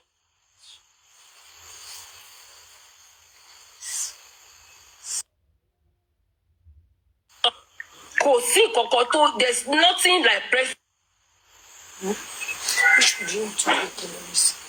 Àti fẹjọ́ Yomi sùn wọn. Gbogbo bí tó sọ pé wọ́n kọ kíní sí ẹ̀yẹn wà kó gbé everything jáde. Kò sí láti máa parọ́. Why are people not focused on what Yomi is doing? They are focused on presidency. What is it about this Àti irọ́ ló ń pa presidency òṣìwò. Which presidency? Okay. Presidency kọ presidency ni. The lady investigation kò sí kankan tó ń jẹ́ bẹ́ẹ̀. And you know what? I didn't want to talk. Ẹ jẹ́ ká gbàgbé. Okay, No, so don't worry. thank you, Jared. I wanted to press one button, but I'm thinking about other things. So it's okay. I would But have said- ẹ̀yin tẹ́ bá ní owó, ẹ máa waste o. Yomi irọ́ ló ń pa o. Kò ní But I want anything to do with presidency. How will you? She has nothing. He has nothing to do with IG. The underground. It's a lie. Because, How will and you I said, punish I didn't come here to talk about underground people. I only came to enlighten people. A show this morning saying Yomi was begging for somebody to buy him ticket to US. Òun fẹ́ lọ sí CNN nípa Amẹ́ríkà ìfisọ́tì for Mohbad. Ó ṣe Nàìjíríà. Ó ṣe Nàìjíríà. Ó tún fẹ́ gbé yín mọ́ra. Ẹ jẹ́ kó bá fi yín flaunt lifestyle ẹ̀. Ìfẹ́ ti fi yín nìyẹn. But mo fẹ́ I purposely did this show so that he would stop what he's doing. No, Yomi will not stop. Yomi will not stop. Let it continue. Ìyẹn pọ̀ sí ni. Irọ́ tó pa máa jìyẹn wá jìyẹn Yomi. Irọ́ tó Yomi pa. will not stop.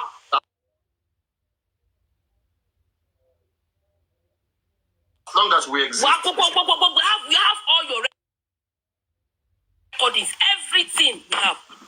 Wait, Come and you have attest all to your everything. recordings? You You will know bring proof privacy, to you know every one of privacy it. You know privacy exists.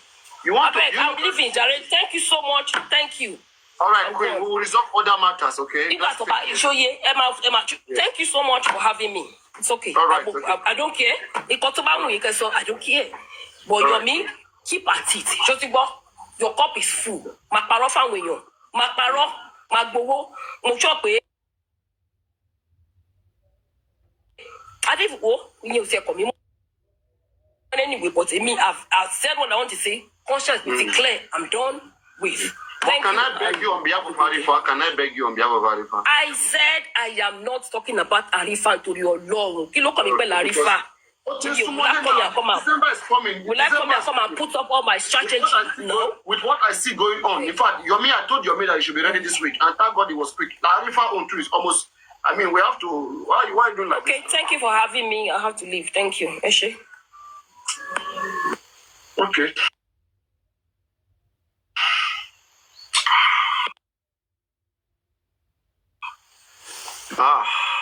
Voila.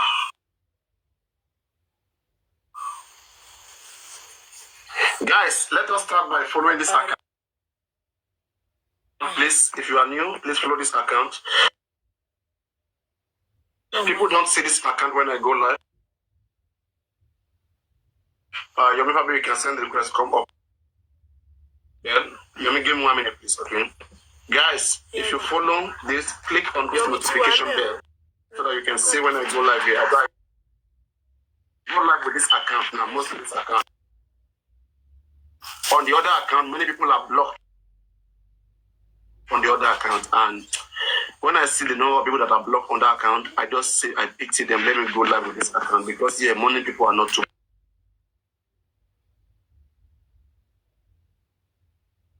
blocked like that. Yes, but on the other account, I mean blocked. So click on this account, click on notification, and I'll keep it there. All right, Kevin, you're welcome. How's going on? How are you doing, bro? Wow. Who is this? Queen wants to come up. Talking. Queen, no, Queen, don't come up again. Queen, don't come up again. Let your middle is smooth. Don't bring me reside. Share below. How many days they spend in Lumbe? And you know this, all this nonsense that these people do and say. I don't know why you will sit down and listen to these people. Why won't I listen to them? First and foremost, Sakuma. Ekaso. the office Ọmọ Àtìbà. this person was there for a long time. Happy weekend, my sister. Writing and saying, Ẹ wò mú wa jàre. you have a GIC. Nígbà tí kún alájà sọ̀rọ̀, ó ṣe lọ bá lókè. Saying and saying all this nonsense. Ó ṣe lọ bá. Alájà gbóná wo ìjọ àlá tẹ́jọ gbóná. Irọ́ ni ó mọ̀ ó ń pretend. Yọ̀mí ẹ̀rù ń bà ní. Ó ṣe lọ tápọ̀ ẹ̀ lókè. Oh no, let me Àwọn onídọ̀tí. Àwọn onídọ̀tí. Okay. Let me go out and come back. Shakin, go to the wine back, Johnny. Let your come back. Let's play music first. Let's first digest. Digest gidi ni o. Èèyàn digestion.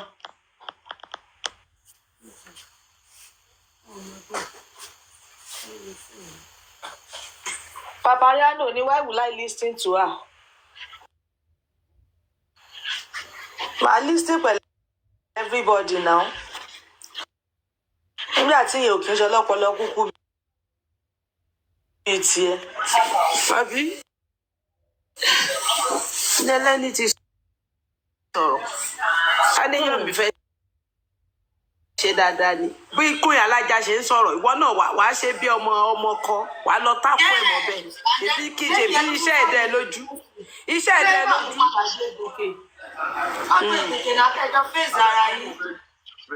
You know, and I told you, a lot of you sending message to each talk. I don't want to weaken you. I see many things that I don't talk because I think I try to be an elderly man who see many things but speak less.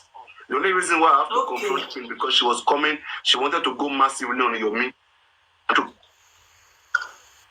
I know I don't. You will so speak. Queen fẹ́ fa gbogbo ẹ̀ jáde. It doesn't concern me. Tó bá rí bí kìnìún àti lion ẹ mọ̀ ọ̀fẹ́ máa ń búra bò bí Queen ṣe fẹ́ ṣe Yomi nìyẹn. I went to Ikeja police command Ikeja recently that I went to do something that you guys someone video. I know what's up. But Mama Badabi, let him keep playing you and lying to you. Now me won't talk Abi. They play. Vale. No ready.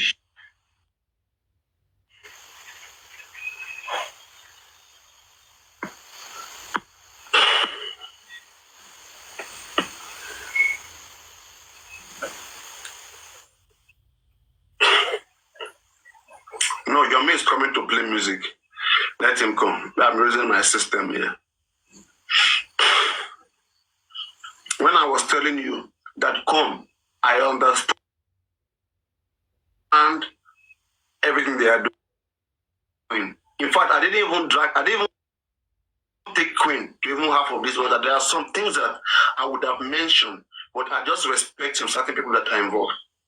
And that's the reason why I say some of you on my platform, that you try to play Maradona and Papareno, many things about you guys that I know. If I should use Pepe body the way body the Pepe una, if una get some of my secret, no, don't finish me. But me, I get una beaucoup, plenty, but they respect myself. That's the difference. You see? When I keep saying I know about most of these things you guys are doing, but just be on my lane. They respect myself as an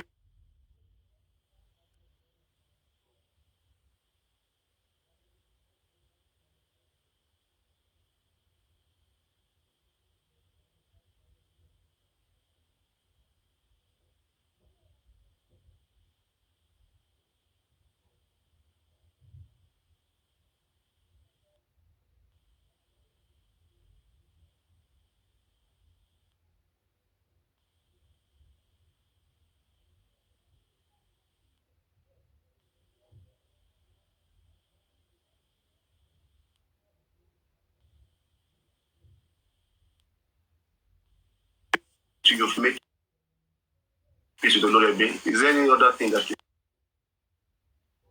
see you guys are dragging?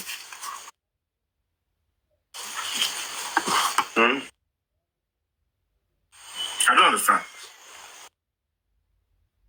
Like you and Olori B, is there anything between you guys that you guys are fighting over? Not with me, because to be honest with you, I've just been saying, I was telling myself, no, like, I mean, this is the handwork of some people, but notwithstanding, okay, when I'm saying make peace with him, reach out to him, try to resolve all of those things, it's for a reason.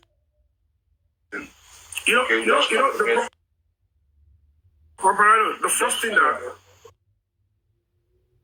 let me explain to you. Like I said, I want to believe you also challenge me about this, direct from the presidency too, right? Isn't it?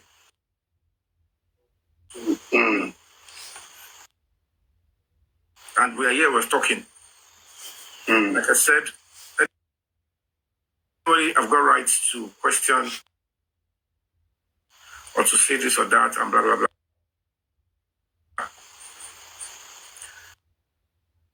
It was becoming a serious smelly because whatever the case may be, or do you understand? As you can see now, all those people connected to these people, they are all coming back to fight back. And they are not facing any other person. You hear me? You can see. And they are coming up with so many lies, so many deceits, so many distractions, so many, all these things, they make people look stupid. I don't know when that woman has been talking because I was on my page before I was told about whatever nonsense she's been saying. It's so clear and glaring. She wasn't even picking. Which one? Talo arrest suspended, control console. And at the end of the day, she's, coming here to show some certain, they didn't invite him properly. That Yomi is lying. The question is, in the first place, I didn't mention spending in the petition. I got saying, and the new lead that was sent to the presidency and asked them to look into. They know what they saw before they said they should bring spending in. Do you understand? So at the end of the day, and this is what I keep telling you, this is one of the things that those people did that, caused all this nonsense. Because if they didn't create a necessary division, going to destroy the other party just so that it can be placed in the matter, all this thing would have happened. Do you understand what I'm saying? Because at the end of the day now, if you ask them who are the other, they will say they are abroad. This one is abroad, making noise. I came abroad, she said I'm running. So if you are not on the road too, why do all those noises she's making, why can't she let us meet in Nigeria? Or they will sit in wherever she is and she will say nonsense. This screen particularly, I don't know. I want you to go to meet with her in the US when you when you guys understand. I don't know. I don't know. I'm not business. I can pay for You have not told me a bona fide. Yeah. You said Queen Alaja, is she? So Alaja don't see in the beginning. I can pay for the hotel. I don't have issues with that. I just want to understand. Why are you paying for hotel? I want you guys to have conference, like a meeting, whereby you guys will iron out this presidency stuff, one-on-one. Papalule. When you go in, get the no stuff. When you see them come, because in mobile that you are the only ones still supporting. All they want to do is to suffocate. They believe that I don't have even the clout to get support or do anything. I can say that if I don't have means, I can't pursue the case. I can't do anything. But they are only joking. Before we continue speaking, I don't want us to over deliberate on this. Try to resolve with that guy, and I have a reason, please. Let's not over deliberate. Which guy? Sure, you get. Say the Queen Alaja. I don't want people to be. No, I don't want people to be making that as something as a factor, please. Papalule. Reach out to him. Papalule.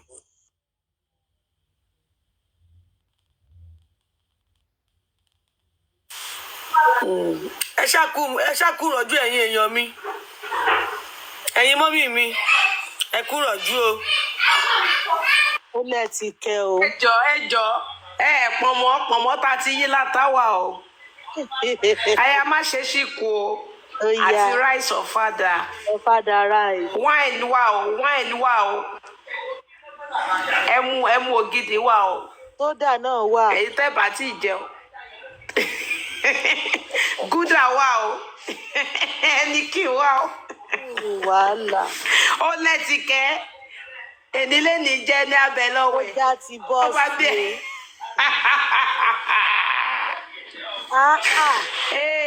bèbí ti ṣẹ́jú. bèbí ti ṣẹ́jú ọjọ́ ti pẹ́. Queen Alaja bínú o. ó fà á já. ó bínú o. owó yẹn pọ̀ o. owó tó béèrè pọ̀ o. kí ló dé kí la gbé kí la jù. ó lọ sí jẹjẹjẹ ó ní kò tiẹ̀ kó stop. wọ́n láwọn ò sọ sísì lọ fi bẹ́ẹ̀ yẹ o. wọ́n láwọn ò sọ sísì ẹ wá ní kán má kanra tó ti ròyìn fún wọn. tó o bá mọ ráìtì ẹ Nàìjíríà wá you have your way that is one thing. bó ṣe sọ pé ìjọba ò dá sí justice for Mohbad nù ẹ̀yẹn jẹ́ kí ẹ̀rí tó wà ó jáde ẹ̀rí tó dé pé evidence jáde ní alẹ́ yìí ẹ̀ máa gbé lọ́wọ́ take this place. lágbára Yomi fèsì Queen Alaja. Papalule sọ ìjẹta Papalule ní òun ò lè sọpọ́ọ̀tì bó ṣe ń gbé lórí ẹbí jà torí tó ṣe kó lórí ẹbí ò lè padà sí fóun. ìgbà wo ni èmi ṣe fún ẹ. ìgbà wo ni má kó nìkú ọmọ àti ìbà ìgbà wo ni má kó nìkú ìgbà wo máa padà gbà rí. kò bó lórí ẹbí ni kò bú wọn ni. nígbà tí wò ní accountability ló wá ní kó lórí ẹbí olórí ẹbí kí ló dé tẹ́ fi nígàn tẹ́ ń gbowó sínú àpò òṣùwọ̀n. ìwọ Papalule ò ṣe bí ẹ̀dá kó padà gbé Queen Alaja wọlé kọjọ fèsì ara wọn tó wá fi dàrẹ́tì lójú ẹ̀ pé sájà ló ń tà ìyẹn náà lè sọ fún un pé ó lè lòun náà ń tà náà láì. Queen tó bínú wá tọ ẹ wọ pé Queen ti di kinní náà ó ti di lion ní the jungle ó fẹ́ fèsì ẹ̀ ní kó bu jẹ yànnàyànnà Yomi ò ṣe gòkè kí ló dé tó wà lábẹ́ comment section tó ń kọ́mẹ́ǹtì bẹ́ẹ̀. wọ́n jẹ́ pé wọ́n ló gbé spending wàá ti fòbí wàá ti lọ tákù ẹ̀ wàá ti lọ máa bu ẹni kìíní kan àwọn onídọ̀tí. gbogbo èèyàn ló ní dọ̀tí ìyàwó ẹ̀ náà onídọ̀tí ni ìyàwó ẹ̀ náà. ó dẹ̀ náà ní ìdí owó public ó dẹ̀ ní ká máa dáwọ́ tíkẹ́ẹ̀tì kí ni Queen Alaja sọ tó fi ní àwọn onídọ̀tí á dẹ̀ máa pọ́n rẹ̀. stop ṣe bẹ́ẹ̀ jọ obìnrin ló ní dọ̀tí kí ni Queen sọ tó fi di kíní. àdúrà mi gbà onídọ̀tí ọmọ sọ́sẹ́yìn ó ṣe jẹ́ onídọ̀tí tó mú gbogbo ọwọ́ mẹ́rẹ̀ẹ̀wá tó dàpọ̀ ọmọ sọ́sẹ́yìn yìí ó ro gbogbo ìfún àtẹ̀jọ́ ọmọ sọ́sẹ́yìn papọ̀. oníkèbè sùpà oníkèbè yà. Lọ́ọ̀dì wọ́n tó wọ́n lórí dọ̀tí. Officers tó Àwọn ẹ̀pẹ̀ fẹ́ yẹn, sẹ́nìtì. they have to go down for it. Wọ́n lọ rọ́pò sílé wọn. Wọ́n gbàṣẹ́ lọ́wọ́ wọn ní gbogbo wọn ní queen ma. wọ́n máa ṣe nǹkan tó wà Tínú ti ń bí kún ọ̀rẹ́dì, inú ti ń bí queen náà. Gbogbo wọn Ọwọ́ kọ́ ti ń ló bí yà queen náà. Ọwọ́ ti ẹ gan yọ̀ ní ọwọ́ dọ̀tí. Inú ọ̀dọ̀ ṣọ́wọ́ Yọ̀mí gan mọ́ ni. Wọ́n ní wọ́n ń retí ẹ̀ ó wá japa, ó wá ní kí ló yẹ lò. Ó ti mọ̀ wá tó ṣètì lè fi dé. Wọ́n fẹ́ mú ẹ lẹ̀. Ìkà. kò tẹ́jọ́ lọ́wọ́ ẹ̀dá Ìkà. Ọlọ́run o ní wọ́n fẹ́ mú ẹ lẹ̀. Báwo ló ṣe máa fẹ́ mú ẹ lẹ̀ tí wọ́n wú ẹ bá mọ́? Kí ló dé tó fi kú ìwọ́dọ̀? Ó japa. Ẹrú ikú ferege. No, I've not seen I'm hearing that the picture on her page is not her picture. Mo mọ̀ ń ká ló lò yọ mí. She even have one dog like that. Kò í ṣe picture ẹ̀ máa tán rẹ̀ jẹ́ dey play. Picture ẹ̀ ní picture alájà ni. Ẹnu alájà sọ pé píkṣọ̀ kìíní lòun gbé sí. Kí lorúkọ jẹ́ yìí? Spicy gist kó gbé fọ́tò òun náà dẹ̀ gbé fọ́tò ẹ̀. A tiẹ̀ máa lọ wojú Spicy gist tẹ́lẹ̀ ní yìí. Ìgbà tọ́jọ́ ń jà ni ìgbà tọ́jọ́. No, I don't. Oh, you don't know. Oh, okay, I see. Oh, okay. Ìmọ̀wé yìí máa ń rí èèyàn lórí social media ẹ̀ṣá. Orí ẹ̀ ò pé yọ̀ mí, olórí burúkú ẹ̀. Àwọn èèyàn tá à ń fọ́ lówó oúnjẹ tá à ń fọ́ ẹ̀ tó fowó wá bọ́mọ tó fowó wá gà sọ. Yọ̀mí bàjẹ́ gan o, Yọ̀mí ò bàjẹ́ o. How old are you gangan sef? Olóṣì mi kì í ṣẹjọ́ ìyá ẹ̀. Intelligence of your viewers, it's right to put them in their place. You understand? No. They will really 1, 2, 3. We look as we speak now. We put questions. Àwọn tẹ́mi platform ló mú ẹ̀ mú. Fọ́mọ àtọ̀ ni ẹ́, fọ́mọ àtọ̀. Wọ́n ti yẹ̀yẹ́. Protecting your own viewers and followers and fans. And I'm not going to deceive you. ó ti mú Papalule. They enjoy the way we make them ridicule themselves. People enjoy it, yeah. Yeah, I know, but I'm talking about, I don't know. Because I know a lot of people rely on you to be able to balance information that is coming through your page. When somebody's coming here, saying the CP was shaking, the CP of homicide was shaking, there is nothing like presidency, Homicide is not aware, kind of all this nonsense and jokes. You know, I don't know why. Wọ́n sọ jù bẹ́ẹ̀ lọ about Nigerian police. Wọ́n sọ jù bẹ́ẹ̀ lọ about Nigerian police. I big not be so. Not even the even my brother. Let's put it this way. Let me put it this way. Forget about whoever I wrote to, whoever gave the directive. But an authority, police institution. That is always the schedule. Is it possible? Is it possible even for any police institution to start any investigation without maybe a petition or a directive from the head of that section? These people are just making a whole nonsense. A whole DIG. The DIG, I never wrote to the DIG. And all these arrests they were making that has all this noise, it can never take effect without even the express approval of the IG and the DIG. Because that office is for the IG. The FCID belongs to the Inspector General of Police. Guys, I just say So, and if at the end of the day, this one, Mohbad is going to get justice. And when they come about that, I'll come out. Maybe because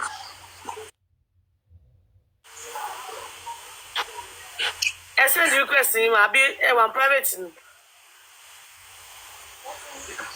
on the third, my ticket was already sorted. Mọ́mí Àtìbà àárín. Does that mean I'm running from you guys? Even if I know that you people are putting up a trap there, I don't have to enter your trap because when they see you do the right thing, and A coward. Tó bá mọ̀ pé it's your right and all you are doing shade you. and you keep saying these people don't understand. Bàdúró. And that is why I keep saying most times when I move, all on to kò ní make sense Because I won't lie. To my people, she reasons if you put Nigeria, it's not going to be easy for me to start like, arrest me, if it was the reason I moved, I would say it. That I moved because I know they were setting a trap in Alagbo for me, and I moved. Do you understand what I'm saying? But in this retrospect, it was just a natural stuff because I needed to come and do one or two things here and do one or two things in the US based on this justice on back because I'm not going to back down because follow law CCBN. I mean, follow law the US, no. Yeah, let me go show to garage. Okay, no bad Trump. Don't forget, she said about candidate. Also, did Nigeria le? Àwọn US wá fẹ́ àwọn èèyàn fẹ́ wá justice fún èyí bẹ́ẹ̀ ló kú sí. Ẹ̀rẹ́ ni mo bá di kú sí. Yẹ̀mí fi wá gbà tó lọ. Ó fi wá Ó fẹ́ ṣe lọ sọ̀rọ̀ lórí CNN. Wàláì bàbá yìí build the NGO ẹ̀ ni wàláì tàláì. Ẹ tó ṣe nìyẹn. So they felt like the person that is pushing it will be entering into the trap and they know what they were planning. But I told you now. Didn't I tell you? I tell you now. No, you didn't tell me. Or maybe you were telling some other people. Oh. You didn't tell me. I told you. Yeah, money. Oh no. Big fish, They want to speak you up before this weekend. Papalule, let me be honest with you. When we welcome my place, US Army. when I went the last time, US Army. Ẹ tó ń jà fún ẹ̀tọ́ ọmọnìyàn tí ò fẹ́ fara gbà kankan. It's going to be times 2 between already. I will tell you go see what you happen. I want to come over there. We dey here. We go nowhere. Ajé. We start together. Ajomaro pin ẹ ni. Ẹ máa fẹ́rẹ̀.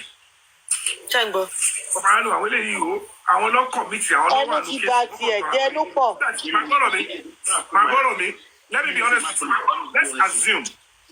Ta ló bíbọ̀ yìí nà? Ta ló bí olórí búburú nà?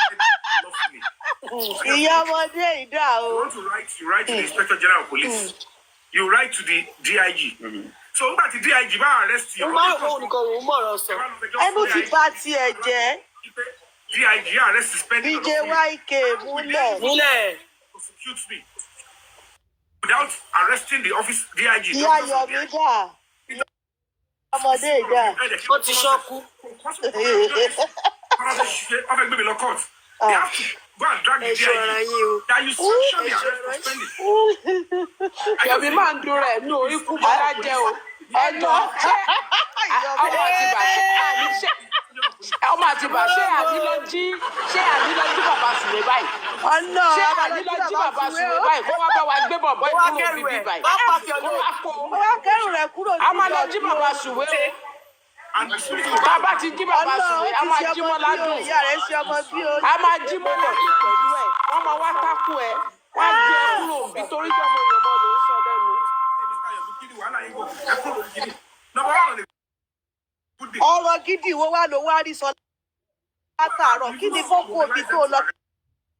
Kí ni tó ń ṣẹlẹ̀ báyìí? Ibi tó gbé lọ ti lọ bẹ̀, ó ti lọ many days níbẹ̀. Ó dìbọ́ǹkì irọ́ tí wúmà yẹn sọ látàárọ̀ ní ìsìn. Irọ́ ló sọ, tòótọ́ ló sọ. Ó sọ kankan lé lórí. Go there and write petition against the Inspector General of Police. Can they have the memo? It's a simple thing. Then we go and smash it out. And they are Àtàlọ́ àwọn assumption olórí burúkú. Ẹrú ikú ti jápa o. operate in Nigeria. If the FCID in Abuja effects an arrest, even through very good and successful. Exactly. and you think it is Èèyàn gba London wọ sí lọ́yà Amẹ́ríkà. Wọ́n lọ sí CNN. Okay, wọ́n fẹ́ lọ sọ CNN náà. Pé Mohbad kú wọn bá wá justice. Ṣé Nàìjíríà náà ló wá useless tó báyẹn? Ó lágbára o. Àlàyé bàbá yìí máa jẹ̀bi gan-an. Ó tún wà lọ tàwa internationally nìyẹn o. Ó lọ tánìsì image Nàìjíríà internationally. Báwo yà ní wàá gbọ́ngbọ́n sẹ́? Ìyá ẹ̀ tó ti kú yẹn, ọmú àṣẹ. Yóò ṣe ò lọ́nà ọ̀run. I'm often pin me down, or often force me, make him get out of the case. Because those ones will tell them, this petitioner is still active. But they threaten to withdraw. This case will go to court. All of these people are on bail. And the restitution in Wọ́n fi purpose o lórí irọ́. Very pompous.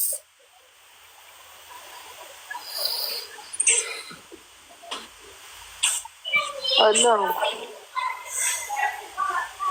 Okay. Obo no fẹ́ lọ dé US. I see. Oh, tètè yé mi, ẹ máa já mi sí. Nínú àwọn you will come for your me, I come for you. Wọ́n ti lẹ́nìkan tó máa dè mọ́lẹ̀. On behalf of the public, you were able to get to this point. Ask yourself that question. Check division. Check case regular one. Check. Ó ti fi kábàtì dé àwọn keyboards àwọn success gbogbo wọn jẹ́. Ó lọ jẹ́ Amẹ́ríkà náà. Ọwọ́ tó ti kó bacteria oríṣiríṣi. Àgbákò. Nínú òbò olóbò. Àwọn mẹ́wẹ̀ẹ̀wà. Kábíyèsí o. You are the Lord of heaven and the earth. Ìka mẹ́wẹ̀ẹ̀wà sóbò. Wàhálà wà o. Yomi Yọ̀dí. Why unnecessary division? Kí ló dé tẹ́lẹ̀ tí mo papọ̀ ká ṣe papọ̀? Why are you blocking whatever? Ìwọ àtàwọn tani ìwọ fẹ́ kí èèyàn team up pẹ̀lú ẹ̀. Àwọn tó ń ṣe òsán pé wọ́n lọ bá ṣe ẹ̀jẹ̀ ìwọ ò fẹ́ from the beginning. Olóòfẹ́ team up. Want to do it alone. And tell the case went to the home department. When they called them up, ẹjọ́ olórí burúkú ni gbogbo tí gẹ́lúmà yẹn sọ nísìn àti ìgbọ́ kankan tó dìbẹ́ǹdì bẹ́ẹ̀. Ó ti lórí dọ̀tí nìyẹn. Ṣé kí iṣẹ́ òun àti Samuel ti lọ mú wọn wọ́n bì kan? Mo dáràn. Ó sì ṣe wa ókè mà.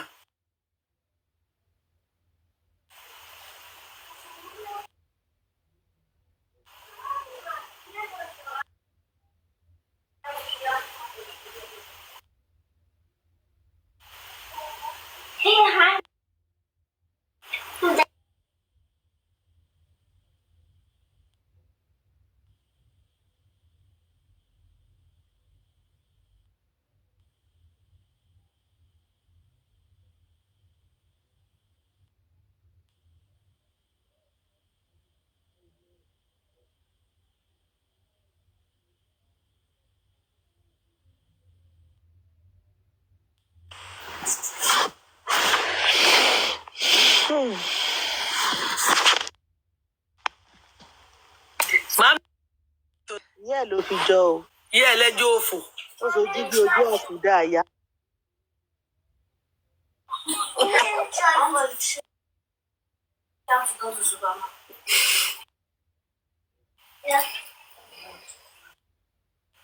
Ó sì tẹ́ wá lọ dàwádùn lásán.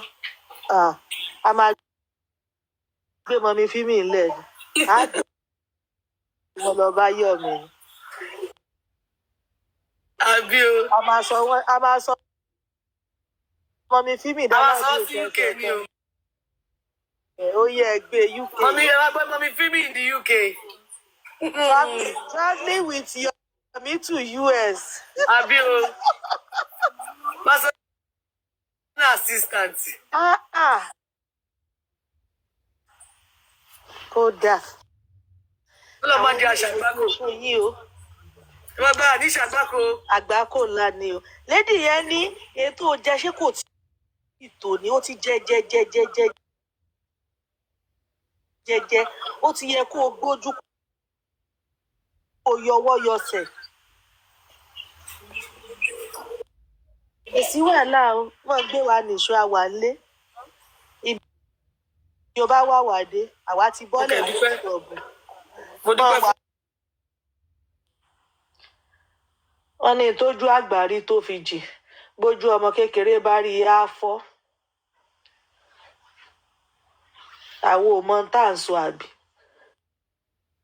nìṣó ńlẹ̀ kò ní rí ọ.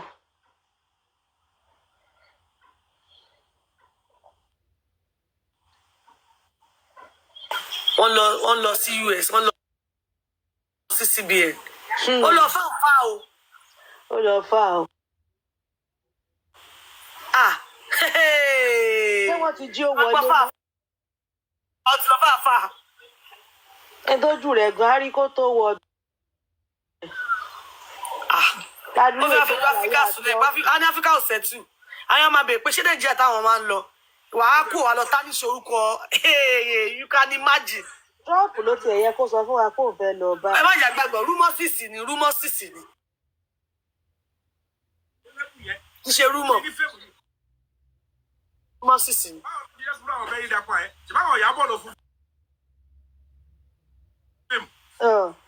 Bẹ́ẹ̀ dàgbà ló fún Ìyábọ̀ fẹ́. Ẹ tún gbọ́, Ìyábọ̀ ló. Ọ̀lẹ́ àní gẹ́lọ́sì ló máa bá tiẹ̀ jẹ́sẹ̀. Ó ti ṣe nǹkan kò ṣe gọ́ọ̀mẹ̀ntì aṣíwájú gbogbo nǹkan tó ti plan yẹn àwọn machinery sọ̀fẹ́lẹ̀ yẹn. He's wearing a wooden hat and a scarf on the Kí ló papọ̀ mọ́ gbogbo tí lédì yẹn sọ báyìí?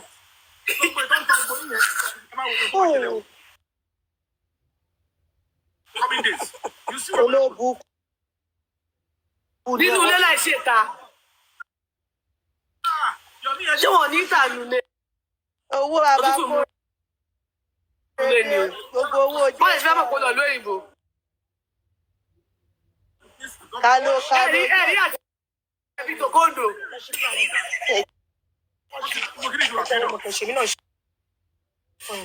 they have to do the Káló gbé nǹkan. Mi DJ YK. Múlẹ̀. Ará Amẹ́ríkà. Ó lè di àárọ̀ lábáyé. Tíìmù lọ́dọ̀ wa, àwa gò sí. Nínú ilé, nínú yàrá.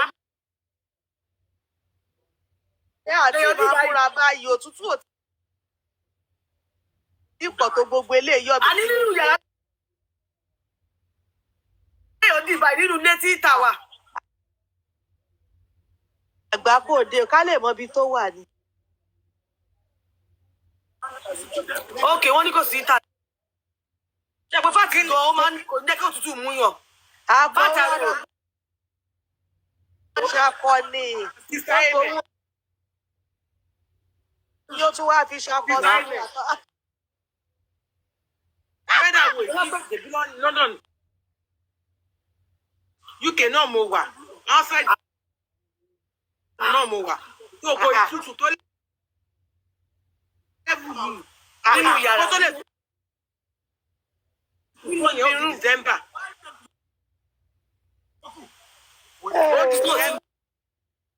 Jábọ́. Gbásùn yìí ti ń jábọ́. Snow ìjábọ̀. Kò tún ilé tó gbogbo Gbásùn yìí ti ń jábọ́. Jábọ̀ bí bó ṣe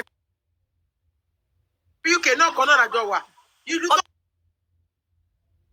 Ọdún jẹ́ táwọn ohun ọ̀tọ̀ níbi tí yọ̀mí wà. Wọ́n ní ọmọ lógo àbí ọmọ ní wẹ́dà wò ìtẹ̀ tí Wọ́n ní ìzọ́tùkọ̀ lọ́la dédé tuntun. bàjẹ́ ni. Àló ń lo lip gloss jàre sọ́rí. Aṣẹ́wó. Ní àná tó ṣe program. Ìjẹta tó wọ native yẹn, ó ṣe àwọn máa kan wá ṣọ́nwá dọ́kúmẹ̀ntì tó fẹ́ fi hàn wá ní. Ó ṣe àwọn ó bá dìde bó ṣe wọlé lọ bá ìgbà tó máa dé báyìí. Ẹnu bàbá ń jà ròdòròdò. Onítọ̀.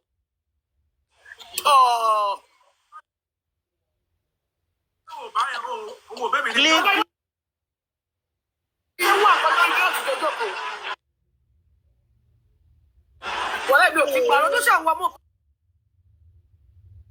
tó fẹ́ fi kàn wá ní ló fọ́ kára. Ló ń wo orí chair, ló ń wo ẹgbẹ́, ló ń dìde, ló ń wo. Nígbà tó máa dìde wọlé báyìí. Ó tó máa ń ṣe máa ń bí o. Ẹ tó ń bá president sọ̀rọ̀, a máa bá queen sọ̀rọ̀ tó ń bá president sọ̀rọ̀. Kí ló fẹ́ lọ sọ ní CNN jàre? Kí ló fẹ́ lọ sọ ní CNN? Wọ́n wá justice fún Mohbad.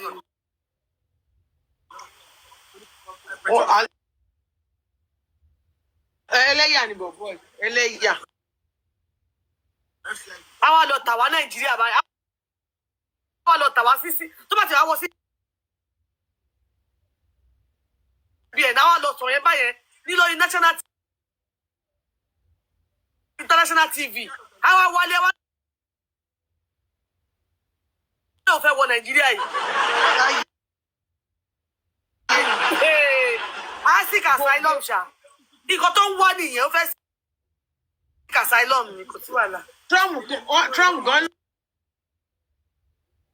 ń bọ̀ Nàìjíríà wọ́n àwọn èèyàn yìí aláì mọ́ àwọn ló lọ sí ẹnẹ. Ó jẹ́ tó máa ṣe wípé. Ó ń gbé kólóòsì ni. Junks tó máa ń sọ yẹn òun ló máa ń jẹ́ jù o àdúrà èjì yìí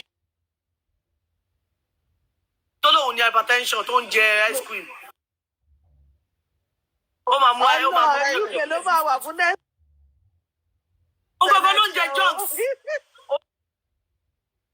Ó gbọ́gbọ́ ní junks. Ó gbọ́gbọ́ ló ń jẹ junks. Wọ́n ṣe nǹkan tó dé sórí yẹn àti nǹkan tó wọ̀ sórí yẹn káyìí sí ìlú UK. Nìkan fìlà mẹ́fà. Ẹ gbà mí. Ojú wa rẹ máa gbárí gbogbo ẹ̀ wá rẹ mọ́ mú gbogbo ẹ̀ rẹ pọ̀. Ó fi lè wá kàjọ ni. Wọ́n ní òbí ó sùn wọn Nà ó tí mi bá lẹ́bọ̀ lẹ́rù. wọ́n comment ní comment section. Ẹ fẹ́ káwó ya ẹ fẹ́ kí àwó ya ṣé ká yọ àwó wà lọ ya lẹ́yìn pé Olúwa tí èèyàn sọ yìí pé wọ́n ní kóun wá ní òun nífẹ̀ẹ́ tí ṣèyàn l'Ábùjá ipò òun yá travel ló kù ọ̀la pé torí pé òun ti gbọ́ pé wọ́n fẹ́ mú òun lẹ̀ kí ló fẹ́ mú ẹ lẹ̀ fún Kí ló ṣe ṣòkò mí? kí ló ṣe ṣòkò ṣé wọ́n ló pa Mohbad ni. Láti ẹ wo ọmọ tó ń wá láti ẹjọ́ yìí. Òun náà ṣàlọ́. Yes. Orí nǹkan kan sọ. orí Mohbad ló máa pé tó fi tún yín jẹ. Orí nǹkan kan sọ.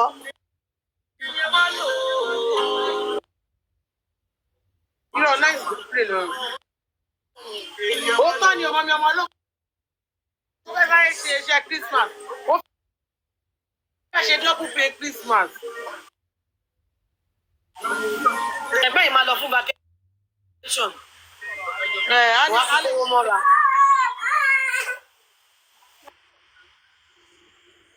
ọmọ ẹdẹ máa wà níbì kan báyìí. Ọlọ́run. Yọ̀mí ọ̀gbágbá fìrí gbàgbà. Ọ̀gbágbá wọlé. Ó tiẹ̀ lójú tì. Ọ̀gbágbá fìrí gbá.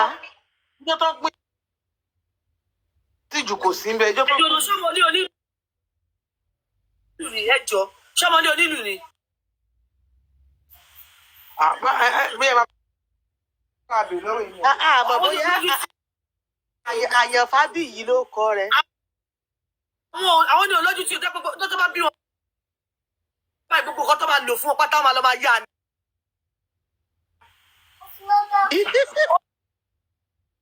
Tó máa fi wẹ̀ wọ́n wá lọ tọrọ ẹ̀ ni. Burúkú tó ṣe tán ti ń kó wèrè jẹ ó mọ̀ káwọ òkòrí burúkú jẹ ń bí. Mọ́mí Àtìbà bó ṣe wà yẹn bí kò ń ṣe bọ́ọ̀tà lé nìyẹn ẹ dé BP kan ni ṣe ti understand because ó máa rò bí àkọ́ tó ń bò tẹ́lẹ̀tẹ́lẹ̀ ó bò ẹ wo bí ẹ ṣe sọ. Òótọ́ lẹ́sọ̀ náà kó dìvẹ́ǹdì kankan nínú tí lédì yẹn sọ. Báyìí wọ́nranwọ̀nran ló ń sọ nàbí ẹni ọkọ̀ jálẹ̀. Òun ò ṣe ní pé rán ni. Mọ́mí iṣẹ́ tó kọjá lẹ̀ wọ́n ń wò ó. Wọ́n ṣe wọ́nranwọ̀nran ni. Wọ́nranwọ̀nran ni torí kò ìmọ̀ bí wọ́n jó òun sí bóyá ajá mi sí ìgbóyà ajá mi sí a máa wòrán rárá káàkiri. ọmọ wò rárá kí ni. Ẹ̀rí ọmọ mi.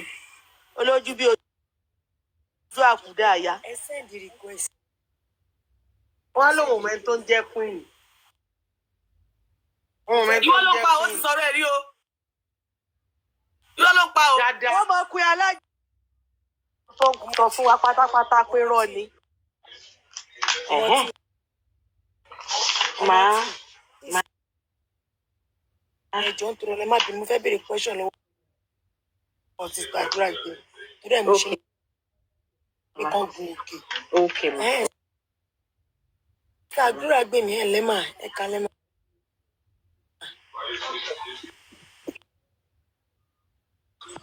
Ẹjọ́ àwọn nìkan ni mo fẹ́ kàn dáhùn question yẹn jọ.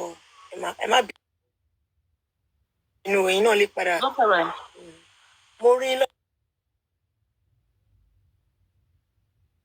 Papalule àìnú ẹ̀yin náà bú Queen Alaja mọ̀ pé Queen Alaja náà máa parọ́ títí ẹ̀ náà. No, mo ṣáà ń ráwọn kọ́mẹ́ǹtì yẹn fẹ́ dàbí. Justice also. Not something like that. Yeah. Mo ń bọ̀ mi tí béèrè question. Ẹjọ́ mi tí béèrè question. Arrest or anything. Wọ́n kọ̀ wá arrest ẹ̀ ní legally so ti yé yín. So kí ni kò tí ẹ̀yin rí sí ṣé ti Queen ká gbà ní àbí ti bọ̀dá Yomi ìwọ lẹ́yìn fi ò pé ó máa jẹ́ níwọ̀n.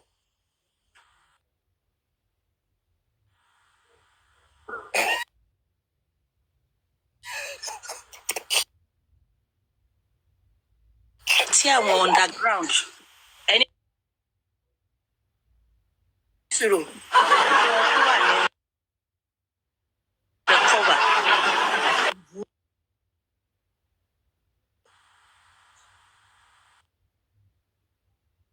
Bá mọ nǹkan tó ń ṣẹlẹ̀ bọ́ ẹ wá rí comment mo lọ comment ń bẹ̀. Queen ò ń ṣèyàn gidi. Wọ́n fẹ́ kí spending lọ ẹ̀wọ̀n ni. Lè Mohbad ní ọjọ́ tí Mohbad kú. Gbogbo ọ̀rọ̀ tí spending sọ.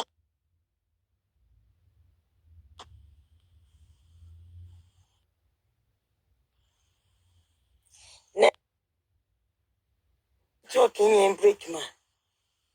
Pátá ìtòsán corona inquest and every other interview spending lied as a lawyer, as a mother to be sorry ẹ má bínú.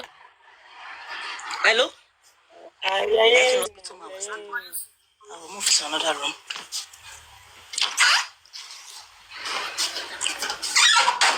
Hello, Shangwami. Yes, ma. Hello. Angbarima. We are hearing you, ma. Ẹ má bínú, network poor ni. This axis. Shangwami. Bye. Very, very clear.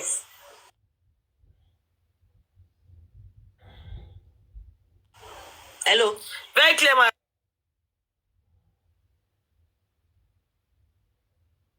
Loud and clear, ma.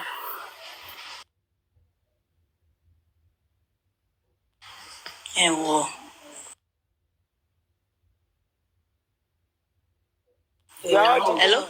Angbarima. Kàmẹ́wẹ̀wà, ẹ fẹ́ já mi lóbò sílẹ̀. Ẹ jọ̀ọ́ torí Ọlọ́run. Yomi gbádùn gan nínú kinní yìí o, justice for Mohbad yìí o. Bí tó ṣe ń gbádùn tàbẹ́, ló ṣe ń gbádùn tówó.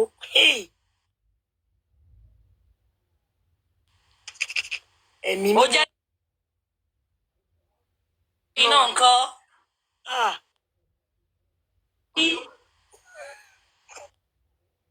Kerry Queen. Number 1. Àwọn team Wunmi tó jáde. They came for damage control.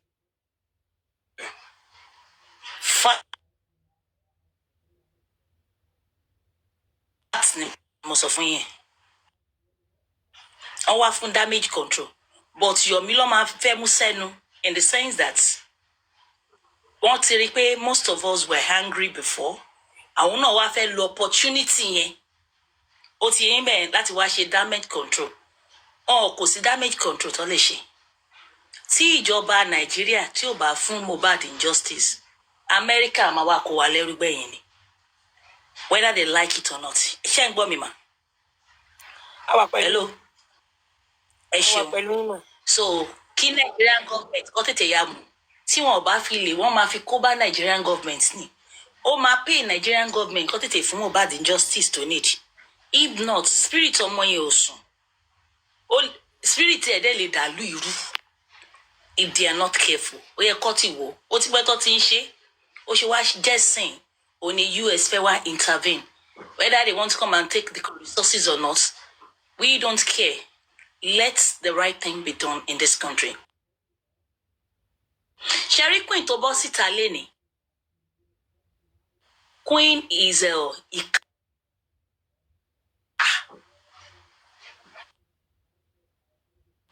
she's part of those people that support Queen is a no for me. Even us, we can never support Queen here. Queen obstruct justice and Queen Alaja Bola Bello. You will face the wrath of God. You will not escape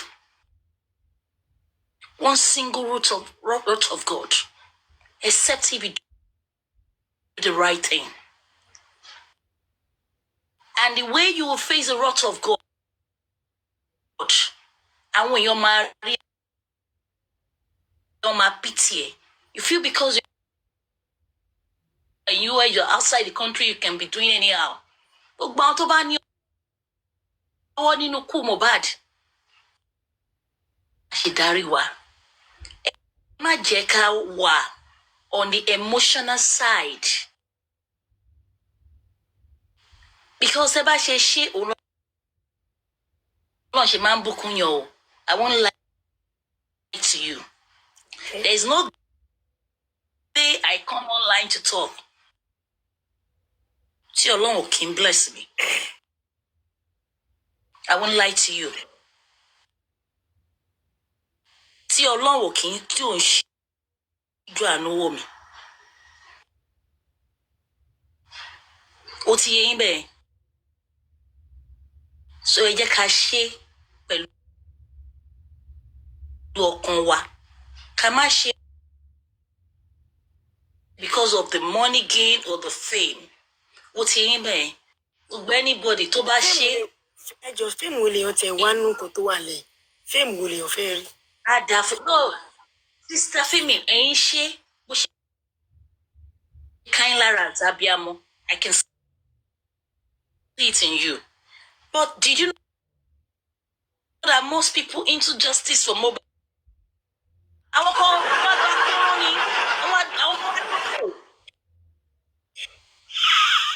kan bá tọkọ wá pé mo wá work on justice. Mona they play. Wọ́n ti bí káró gbogbo òdì wọn. Wọ́n ti gbé kámẹ́rà sábẹ́. Tanná sábẹ́. Wàhálà. Gbogbo òdì ti lánà. Ìdí wọn ti lánà. Ìdí ti lánà. Nítorí ẹ̀ lẹ ṣe ráwọn obìnrin kan tó ń sáré kiri tó ń sáré lọ sọ́hùn tó ń lọ sáré wá gbọ́rọ̀ wá bíbá wọ́n ń gbé lọ sọ́hùn. Yomi ti fún. Ṣé wá rí lọ́ọ̀yà tó wá sọ̀rọ̀ yìí? Lọ́ọ̀yà tó wá sọ̀rọ̀. Lọ́ọ̀yà wò mí tó wá sọ̀rọ̀. Ẹni lọ́ọ̀yà pírí tó wá sọ̀rọ̀ máa sọ pé lọ́ọ̀yà pírí.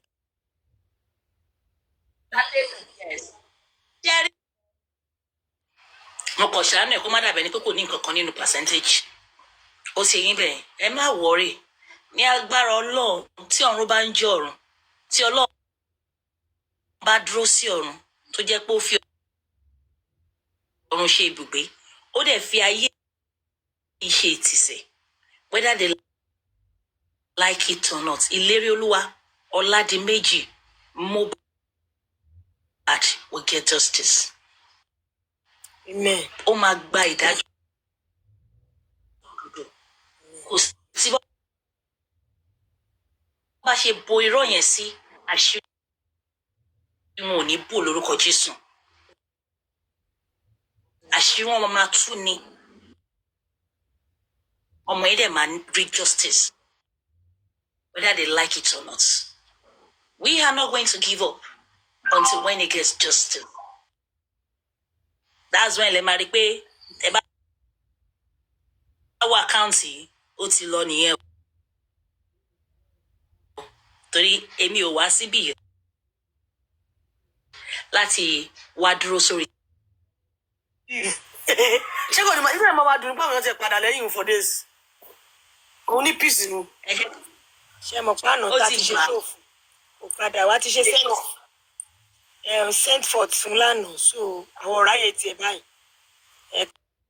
Ọ̀kànlá kan máa tún jẹ. Ṣé orin àná yẹn tí play sister forms ṣé kékeré ni ṣé yóò tó bí ayé kí ni ayé Kàrímọ́ bàjẹ́ ni? Orin ìkómọ tí sister forms tí gbogbo yìí ṣe fún lánàá ó lágbára. Orin alájà sọ ẹjọ́. Ẹ jẹ́ kó lọ. Ẹ jẹ́ má bínú. But the ṣé ń gbọ́ mi mà? Àwa pẹ̀lú yín. Hello ma. Yeah, nǹkan tí mi gbọ́ tẹ́lẹ̀ the argument was that tẹ́lẹ̀ wọ́n ní mi fẹ́ máa dárúkọ torí wọ́n máa sọ pé èèyàn 8 ni. Wọ́n ní ẹ̀gbọ́n mi tí wọ́n ń ṣe fíìmù wọ́n náà lọ gbé spending. Àwọn undercover ní àwọn làwọn gbé spending. So àwọn candidate ẹ̀gbọ́n mi tó ń ṣe fíìmù wọ́n wá sọ pé brother wa òun ló gbé spending. But right now tí Queen jáde wáyé tí mo ṣe wá rí nínú comment section tó fi sọ pé undercover ló gbé spending kò ń ṣe ẹ̀gbọ́n mi mọ́. I don't really understand. Ẹ̀gbọ́n yín gan ti confirm pé òun kọ́ ló ń gbé spending. Àwọn ṣẹ̀ṣẹ̀ bẹ̀rẹ̀ sí ní ṣẹlẹ́yà ní sẹ́ owó ṣẹ̀ṣẹ̀ bẹ̀rẹ̀ lẹ́yà wọn ni tí wọ́n ti ní àti bá wọn jà tán àti ìbí yín ṣe yẹ̀yẹ̀ ó ṣẹ̀ṣẹ̀ bẹ̀rẹ̀. Ṣé ẹ mọ̀ pé àwọn àti àwọn yẹn sọ fún ẹ̀gbọ́n. Ẹ jẹ́ àsọ̀rọ̀ wọn báyìí wọn ẹ má dùn má kó má lọ. Mi yẹn sọ fún wa fáwọn olò wọn náà làwọn ṣiṣẹ́ yẹn sẹ ẹ̀gbọ́n mi sọ. Bàbá rẹ ló sọ pé ẹjọ́ mà. Nǹkan kan ṣẹlẹ̀ nígbà tó ti sọ pé presidency máa gbé ó máa gbé bọ̀dá yín tí bọ̀dá yín bá padà bọ̀dá yín àti ìyá mi.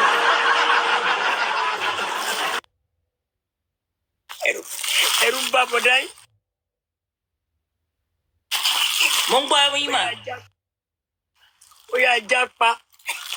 Gẹ́gẹ́ Miami fẹ́ gbé brother.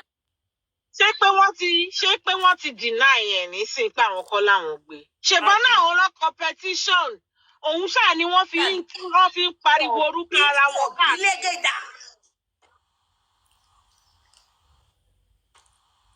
Presidency ti sá lọ. Wọ́n ní ẹ tó tún wá sọ pé ẹ̀gbọ́n mi kọ́ ló gbé spending. That means pé gbígbé spending yẹn wàhálà ti wà ó ti gas.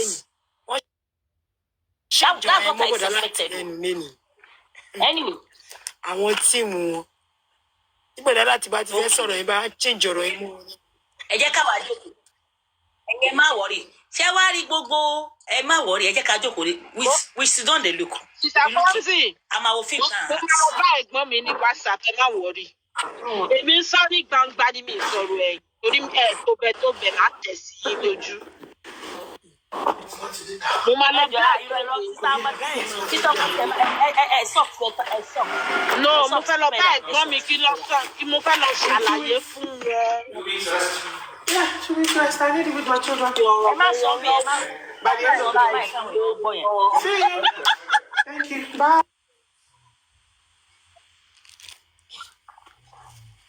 Kabiru ẹjọ lọ́yà Kabiru mo ń kí yín látàná ìdá mi lò. Lọ́yà Kabiru ẹjọ má bínú.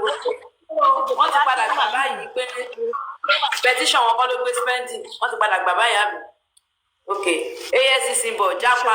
ọwọ́ fi ta omi òjì wá mọ̀ pàtó gbà o tẹ́lẹ̀ lọ ṣe ń fọ́ mi láti ọ̀tún náà. ẹ kú ṣẹ́ mà.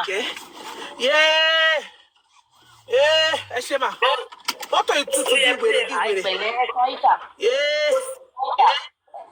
ẹ tán ìta ìta. jápa. abájọ lè tútù ṣe imú yọ̀nù. fíìmù tó máa ṣẹlẹ̀ lọ́dọ̀ Papariano ó máa dùn ún wọ́n máa ti bá yẹ káàsì pa ẹ ṣe ohun sísá mi ọmọ tí because queen ẹ ká ti wà nínú list àwọn tó wọ́pọ̀. ẹ ká sọ máa ẹ kúrò lẹ́ máa yí a ti wà ní 4 p.m. ẹ kúrò lẹ́. yes ma. òtútù yìí ti dé. sísá Ayọ̀délé ṣe fẹ́ sọ̀rọ̀ ni. sísá Ayọ̀délé ṣe fẹ́ sọ̀rọ̀ ni. ọmọ àtìgbà sísá mi báwo lọ́jọ́ yín gbogbo lé mo kí ó sísá mi ó sísá mi mo ní kẹ́ bá fi orin àárọ̀ yẹn sí kí ìlú tiẹ̀ tún mí jìgbìjìgbì jápa. ó yá Bísọ́lá ní sẹ́ẹ̀. EFCC ti dé o ilẹ̀ ti ṣú o ilẹ̀ ti tú dọ̀dọ̀ títí wa o. ẹ tún ti dé pẹ̀lú gógó tẹ gbé èmi ẹ̀fẹ́ ẹ̀yìn àti yóò sì tẹ gbé wa títí tẹ sọ EFCC ń bọ̀ jápa tá à ń bẹ̀yìn kẹ́ sọ fún wa àṣé bẹbẹ ń lọ lábẹ́lẹ̀ ojú ò lè ti irú àwa yìí yá mi ẹ jẹ́ bọ́ọ̀lù ẹ̀ṣẹ̀ wẹ̀ pé bá ṣa ìdí ní rí ọ̀rọ̀ mi bí búlẹ̀tì ní lọ́pọlọ wọn mọ́mí yéètì tí títa fún mi bá ti ṣe tán lálẹ́ alẹ́ ló torútorú káwa máa ṣí títí wa o ibi tá ti máa sọ̀rọ̀ tí ò ní anybody ò ní ti mute ẹ̀ ń mọ̀ pé wò ó ẹ bá lórí ń ta yín àwa gangan lórí ìtajù ní yankee. ilé ọmọ tí ní ó kọ́kọ́ dé sí ẹ máa tọ́jú yàrá kan lẹ̀ fún yín. níbo lẹ́yìn náà ó máa padà lọ́dọ̀ mọ́mí yéètì. mọ́mí yéètì làwọn afúnlẹ̀ jẹ́. tí bá mọ́mí yéètì rí ní làwọn sèètì afúnlẹ̀ jẹ́ bèbí múra ni máa ń tẹ́lẹ̀.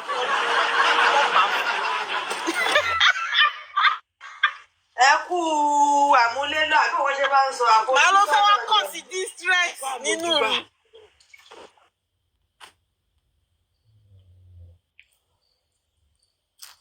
ẹ gbà. ti bà. wọ́n wá sí New York torí New York ti wá wọ ọ̀dọ́ ọ̀nà kan àwọn ọmọ Brooklyn wọ́n máa ṣe kíní yẹn fún ẹ. lọ ẹ̀gbọ́n mi ló máa ṣe kíní ẹ̀ fún ọ ọ máa ṣe kíní ẹ̀ fún ọ gan ni.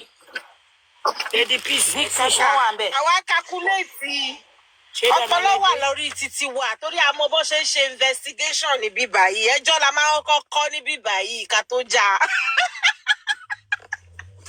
ẹjọ́ la máa ń kọ́kọ́ kọ́ lọ gbàgbé ẹjọ́ 30 years Amẹ́ríkà bá rò ẹ́ rògbò yóò ṣẹ̀ṣẹ̀ ṣẹlẹ̀ ni. sọ́kò òjèpo. ọmọ àti ìgbà ẹ bá mi yọ yàrá kan ilé yìí tóbi dáadáa ò ṣe bẹ́ẹ̀ mọ́ ẹ bá yọ yàrá kan fún wọn. New York dẹ̀ náà ti máa ń dóko jù. New York náà ti máa rálẹ̀ gbébẹ̀ náà ti ń dóko jù. New York sẹ̀ àwọn òṣìṣẹ́ lòkulò àwọn New York kò máa ráyè New York má dàbí níbo ni mo fẹ́ fi wé lẹ́kọ̀ọ́ New York dàbí àwọn fàájì ìsàlẹ̀ èkó àwọn ghetto. ìbọn ló fi máa fọ́ ọpọlọ ẹ̀. àwọn New York ọ̀rọ̀ yẹn. bọ̀kàrí mọ́ wá bẹ̀ wá dó. bọ́ kankan àwọn kò bọ́ pa wọ́n wà bí o. ọmọ àti bàbá mọ́ wá bẹ̀ wá dóko náà. ṣáìdì ibi tó wá kò wá sínú Brooklyn. àlejò tó gbé wá dóko bẹ̀ wọ́n jọ gbéra wọn láti ìgboro ni wọ́n wá fi bẹ̀ yẹn ṣe àìní.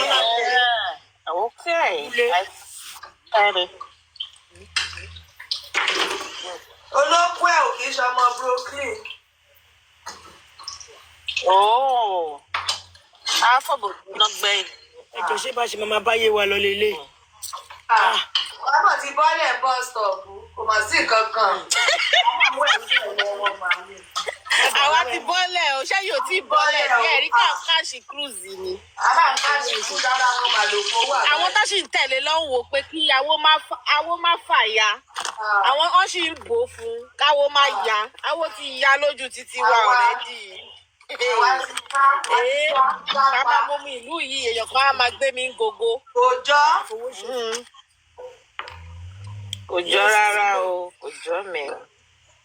Ẹjọ́ tẹ́ bá wá fún brother mi, I will come for you. I will block you again, okay? Èmi ni màá block yín sí. Oṣòdì. Èkìtì. Wọ́n dẹ̀ wá ń dìlì mọ́ èdè ìbò èèyàn kankan o. Wọ́n dẹ̀ wá ń delete kan, mo dẹ̀ ní good job Jack, wọ́n tún delete comment mi lọ́dọ̀ ẹ̀gbọ́n mi. Mo máa lọ fẹjọ́ yín sùn ẹ̀gbọ́n mi sì ń mú bọ̀, ó yìí máa já gbogbo yín sí kọ́tà tó bá yá. Ó máa sọ fún yín pé èwo ló ṣì gan ṣé ilẹ̀ bò ń rán ní platform. Kí lẹ sọ? I'm a block. No, I don't think they're gonna do that. If they had wanted to block me, they will. They know Olori Ebi won't tolerate that. You understand? They know that. They know Olori Ebi won't tolerate that. They would have done it long time ago. The only thing they do is they will just mute me. Even when I'm not even insulting nobody, they'll mute. But I don't care because... Ṣé èbú ni? What? Like a false statement, àbí? Delusion about it. Ṣé èbú ni? Èbú ni. Delusional ọpọlọ ẹ ti yí nìyẹn. You first believe me now. Ó la kàkẹ́ èbú náà, èmi lójú mi gbọ́ èbú náà. Wọn ò rówó rẹ̀ rẹ̀ èbú ni o. Máa dán onítọ̀hún létí. Wọ́n fẹ́ràn dídí panu o Yomi. Ọlọ́run bá fi ẹ́ ti dáwọ́ lọ́wọ́. Máa dán onítọ̀hún. How can you tell me I'm deletion? Àwọn dídì rè dáyé o. Tó bá jẹ́ mi lè má It's kàn an sí. insult. Like a false belief. Insult ni o nílùú òyìnbó. Insult gidi ni o. Ẹ mọ̀ pé nǹkan tá máa ń tà kí n kàkùn ní Nàìjíríà. Tẹ́lá tí ń gbé nílùú òyìnbó wàhálà ni o. Àwọn èèyàn sometimes wọ́n ń kàkùn Nàìjíríà bẹ́ẹ̀ bí báyìí insult gidi. Òyìnbó a máa bá yín sọ̀rọ̀ ẹ lọ máa sọ sorry. No, lọ́dọ̀ àwọn olórí ẹbí fún ẹ ti ṣe kíní yẹn. Ẹni lọ kọ síbẹ̀ pé wọ́n block òun. Olórí ẹbí wọn béèrè pé kí ló ń ṣe. So kí Boss Wadang pé ó sọ pé wọ́n wá delusional. Yeah, of course they are. And they are. It's an insult. You don't know that? It's an insult. Èmi lè má àrìndì ni wọ́n. No. Insult gidi ni o. Àbí ọmọ àti bàṣẹ mo parọ́. Ẹ mọ̀ nǹkan. Lọ́yà wá nílé ṣe bí insult pé nǹkan tí ò rí tẹ́ ẹ̀ nígbàgbọ́. Ìyàbọ̀ is an insult. So èmi ò ká kún. Bí ní ọ̀tá wọ̀n ni mo fẹ́ lò. Màá relate pé nǹkan tí ò rí tẹ́ kẹ́ ń pọ́nnu mọ́.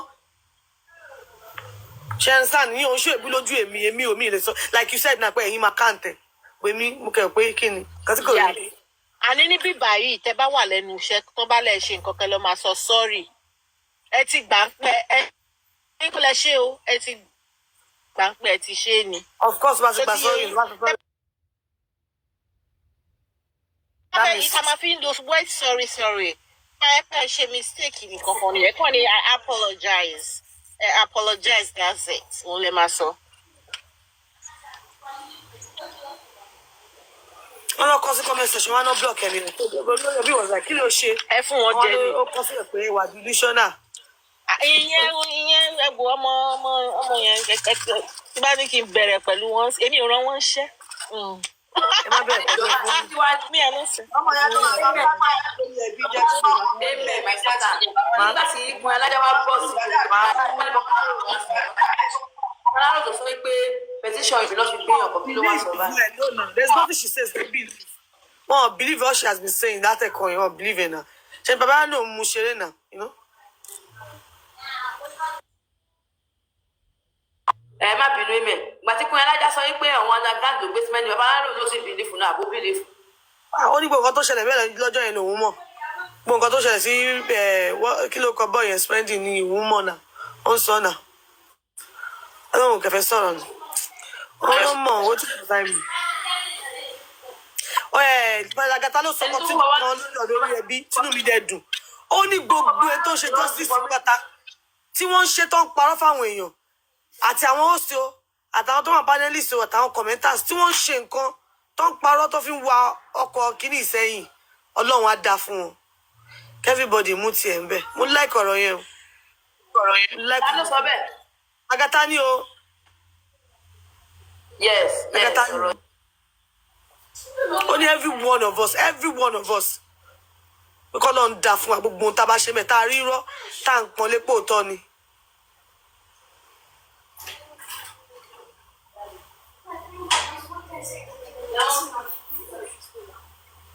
ṣé Yomi ti lọ ni ó sì wá. ṣé ká ṣì máa stream wọn ni. àwọn àbọ̀wọ̀n tí lọ ni wọ́n ti lọ lé náà àbọ̀wọ̀n ìlọ. ẹ kà wò. It is well. All right, thank you, Goma. Network yẹn tó lè lọ ní. Thank you so much, yes, ma'am. No problem, mo máa wà pẹ̀lú yín náà. Mo máa kọ one comment section. Thank you so much. Kàrímọ́ ti jáde, ó kù tiẹ̀ o. Kàrímọ́. Wọ́n nú ẹ lóru lánàá ọmọ jù. Kí ló mú ẹ jáde? Ẹ jẹ́ ìgbàgbọ́ nǹkan tó fẹ́. O lè kò tí lè mú ní ayébẹ̀ spiritual realm náà ti nà. Díẹ̀ ló máa dáyé.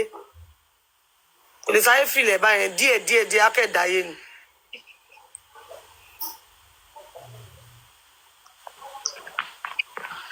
All right, it is well. All right, bye. Yes, ma. Olóhùn ò lè fi TikTok sílẹ̀. Ó ní ẹ fẹ́ lé mi kó ní TikTok ni mi ò ní lọ. Mo ló lórí ibú kú síbẹ̀. Kú síbẹ̀ má lọ. Mi mẹ́tọ́ ra fóònù fún tó ní kókó mbẹ̀. Wàhálà àti ìyá ènìyàn kò bá má kó mbẹ̀. Kò bá dẹ̀ kó mbẹ̀, who cares?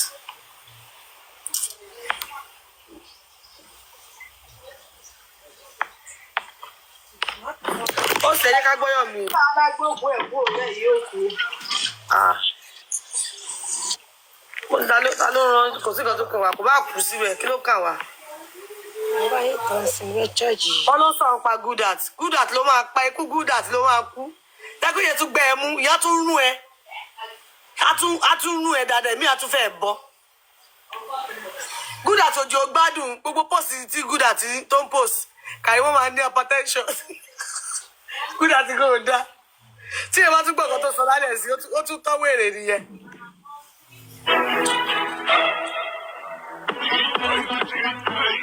Gudat ó pòsì ẹ̀ ní síásíá ni. Mi ò mọ̀ pé whatever they want to do. Amen. I will send an invitation. I already plan my ticket. Yes, sir.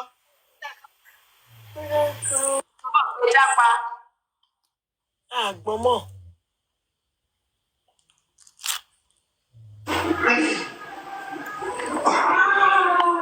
So what are we? Ticket mo fi tell about our first Nigeria. You know, I told you I abandoned the one that took us through Kutonu.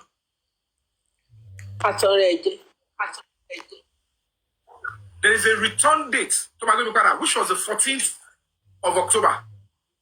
That was the day we took that. Mo wá kí n ṣe. Irọ́ pọ̀, mo wá kí n ṣe.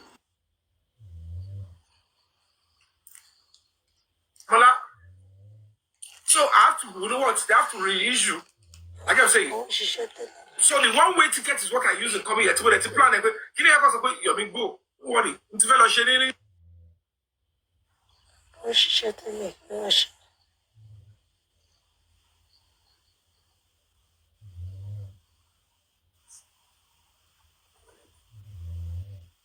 Let's see spending unlawfully.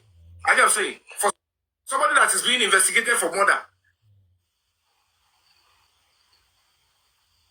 To make any sense, probably they just want to use alagbo. Amoye kile pe yen kun alaja alagbo ati amoye spending alagbo no mari in the color baba because it's on hard. But when they write all this petition or whatever they send invitation, over lobby, all they just want to do is and they cannot know what is about arrest Yobi. Call it demo, call it your murder. Or then allow some people sit time of when they finish the investigation, about arrest will suspect to coup. When it is time, they will charge the rest of his people to court. About how to drove about how about drone. Case them in Jim Grandma, this video the dark this what being what on them on one to our money. Can I say this one? Can we Can we petition? What you are looking? I'm trying to mo fẹ́ wá bú bọ̀bọ̀ yẹn ní sọ̀rọ̀ Wait, is he mad or something? Ṣé ó rò pé àwọn riffraffs tó ń kó kiri làwọn tó ń bá sọ̀rọ̀? You are talking to the intellectuals online, not just àwọn rádaràda tó ń kó kiri. Orí ẹ̀ ò pé ni. I was asking him question that were you invited on Friday or not? This is what I know. Oh, down níbẹ̀ yẹn a lot of Papariano. Were you invited or not? Wọ́n invite ẹ òde sákúrò nù. Ó ṣeré ni, ṣòro pé àmọ́ bó ṣe ń lọ ni. Go ahead, be doing it o. What stupid idiot. tó gbọ́ all these stupid idiots ó ní ẹ́. pàtẹ́wọ́ fún mi náà ẹ pàtẹ́wọ́ fún mi náà ó sì ẹjọ́ pàtẹ́wọ́ fún mi náà ẹ kọ́ tí wọ́n mi sọ sí mi náà inú kò láìpẹ́ ẹ pàtẹ́wọ́ fún mi náà. grandma ni mò ń pàtẹ́.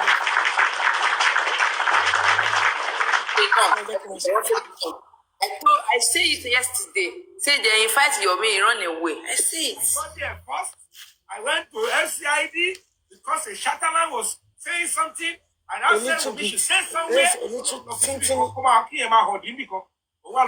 Yes, this is Barrister Kabru. Where what opportunity see? We are a ticket for plane. I don't say them with me. Yeda go Ashobuju. I don't say be Yahoo Mobad, wife of the celebrity, widow of the celebrity Mobad. Una Bashako. We have with that case for the Richard Gidiba. At the end of the day, what they be? The point is this, Papalule. Look at these people saying no presidency, nothing. And what they be? And what more invitation for one investigate your new force headquarters? Can they just sit? Oh my God! Why did the lawyer not say there's no presidency? Why did Shumi no lawyer not say there's no presidency? You know, the point is this, Papalule. You go to funny thing. The lawyer feel sort of me. You lawyer, you do a machine work. You don't mind here. You don't come back. See that like kind of lawyer. Wumi, what did they have lawyer over? With this lawyer, what did they ask? This is. You said no invitation, but you brought action. Lawyer and go last 2 years. Wumi o de ṣe wọ́n. But they no come go. The lawyer was speaking and the voice was shaking like he was trembling. My brother, one father, Japo Yepe or Benny, go and honor it gently. Don't wait for them to come and arrest you. Now you got there. Look at the invitation that was given to this lawyer. Invitation, and then in the invitation, they told you she is being investigated for murder, conspiracy, criminal conspiracy, and theft. Now, you'll be family. No competition. Now, you took that invitation to your clients. Now, in this FCID that I went to, it's true, they are needing you to come and answer questions on theft, on murder, on criminal conspiracy. So, now, within 1 hour, look at that stuff. Within 1 hour, any corona inquest, she won't absolve anybody, not discuss or theft in there. Any evidence of theft was brought in. Corona inquest, the F process was not even complete. I can say, now, at the end of the day, this corona inquest, indicted me. I can say, indicted me, but you didn't even take your husband. You didn't let him get medical attention when he needed it. That means there was negligence. Do you understand? Now, I want to present the client here with that invitation. That means I help them. I am being truthful. She has a case in Abuja. Well, even though Mr. Yomi, the way he was saying it, nobody would have believed him. Until we got there, we realized, the case was actually active there. Because my client is now being investigated for murder, for theft, and criminal conspiracy. So we are cooperating with the police, and anytime she's needed, she's now on bail. We'll bring her. Why are you abusing me? Well, I really want to have time for this one that you. I will just finish with the things that I know that has been happening. I don't just look at some personality. You don't get it now. And I don't want to go ballistic. Do you understand what I'm saying? Now, people here not see. I want to quit. All of it. Once of one, you probably wrote a petition. It is on that petition we are acting on. Come on, tell us. Can you help us with some other people?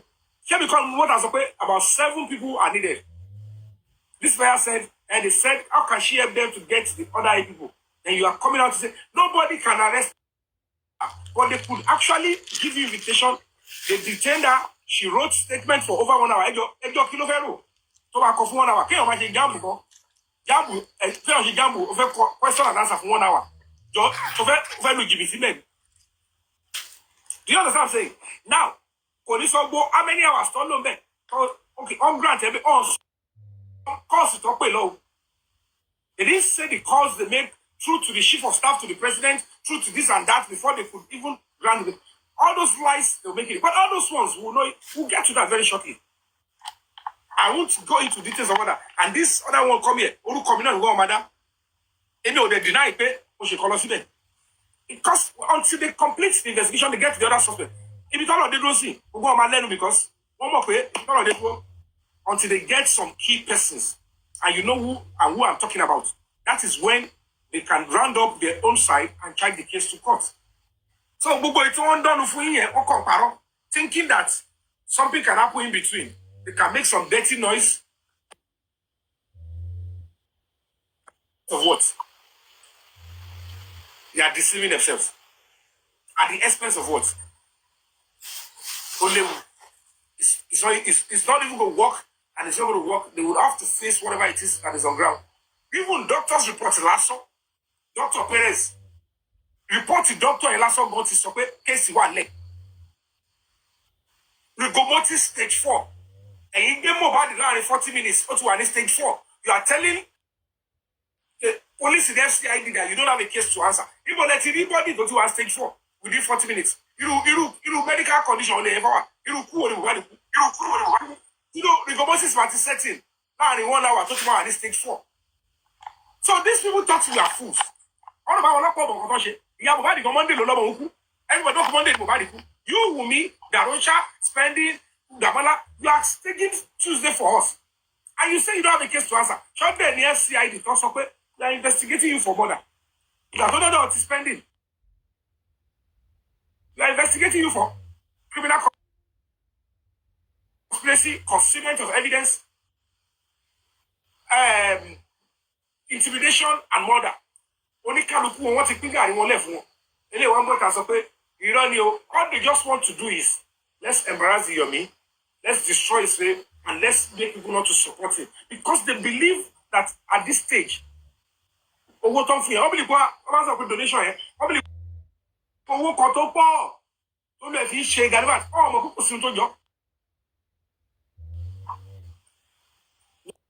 is pushing this case is, of course, mobilization of the country.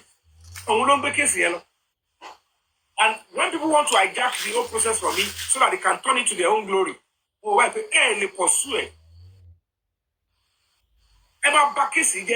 because you want to use the case,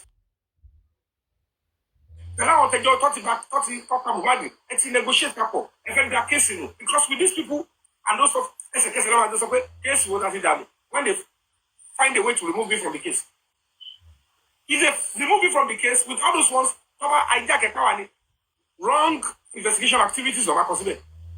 And then they will say no case to answer for them. But with me, all of possible. Do you understand? You know it's not possible. Because I will never lie. Look at if you think about life today, presidency still in there. How is it possible for IG? When there's a IG for 1 part. Do you know how many letters I've written to the IG? Do you understand? Can the DIG, the back in the IG, don't add the FCID? And she competition again. Why are you arresting Damola? Why did you arrest Penny? Why did you get warrant of arrest on Wumi until she came? When I got there, there's no invitation that day. This one is saying there is no presidency. The DIG get ready. Or give order from commissioner of police of a head of department. What is investigation law? And this woman, can you see I about what it I cannot even phantom it. Just because they thought I cannot divide the mind on you. I'm a paroko, you'll be a rolopa. I was a If they're able to convince you, good luck. I'm not backing down. I'm pursuing the case to the end. I will pursue it to the end because I know the field that will stand, they will stand true and they will stand firm. But she's society zone 2 or some party. You know, there's one thing that Queen said here too. She said that when they got there, they told them that the petition has been harmonized for prosecution. She said it, Abby. By who gave That you have both under G and your own, it was harmonized. I don't know where she said that.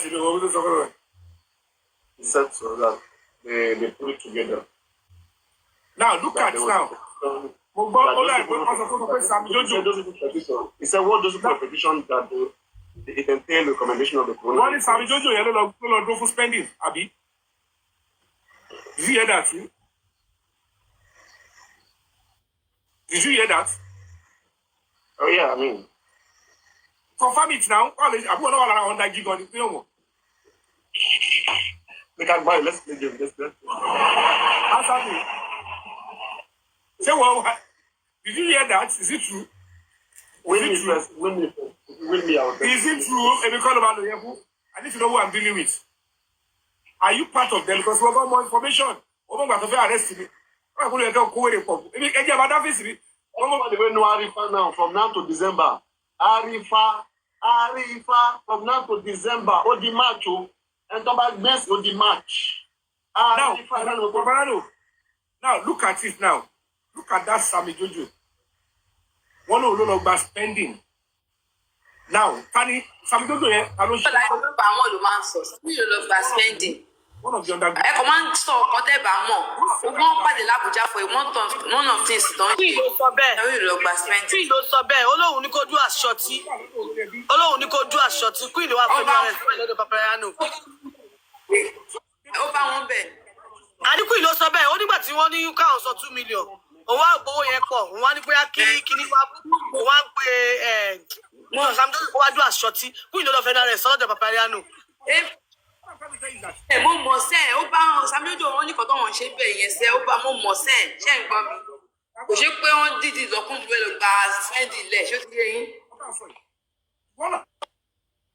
Kú yóò sọ báyẹn o kú yóò sọ báyẹn ó sọ bíbá pé òun lòun ní kí kíní wá lọ gbà wá Ọlọ́run láwọn èèyàn tóun lè pè òun kẹfẹ́ wà nǹkan involve òun wá ní kí Samuel wá lọ ṣe bóyá present ẹ nìyẹn. Ẹ̀pọ̀ tó bá wọn ẹni wọn máa jọ bolobolo fò ní. Bóun ṣe kú tiẹ̀ dáhùn nìyẹn àwọn Sam Jojo ṣe bí oníkan tó ń ṣe níbi tó wà lọ́hùn so òun ṣe kú tiẹ̀ wọ́n yẹn fẹ́ gbé kalẹ̀ nìyẹn mo mọ everything na ibi mo sọ àná pé sẹ́ẹ̀lì ti jáde.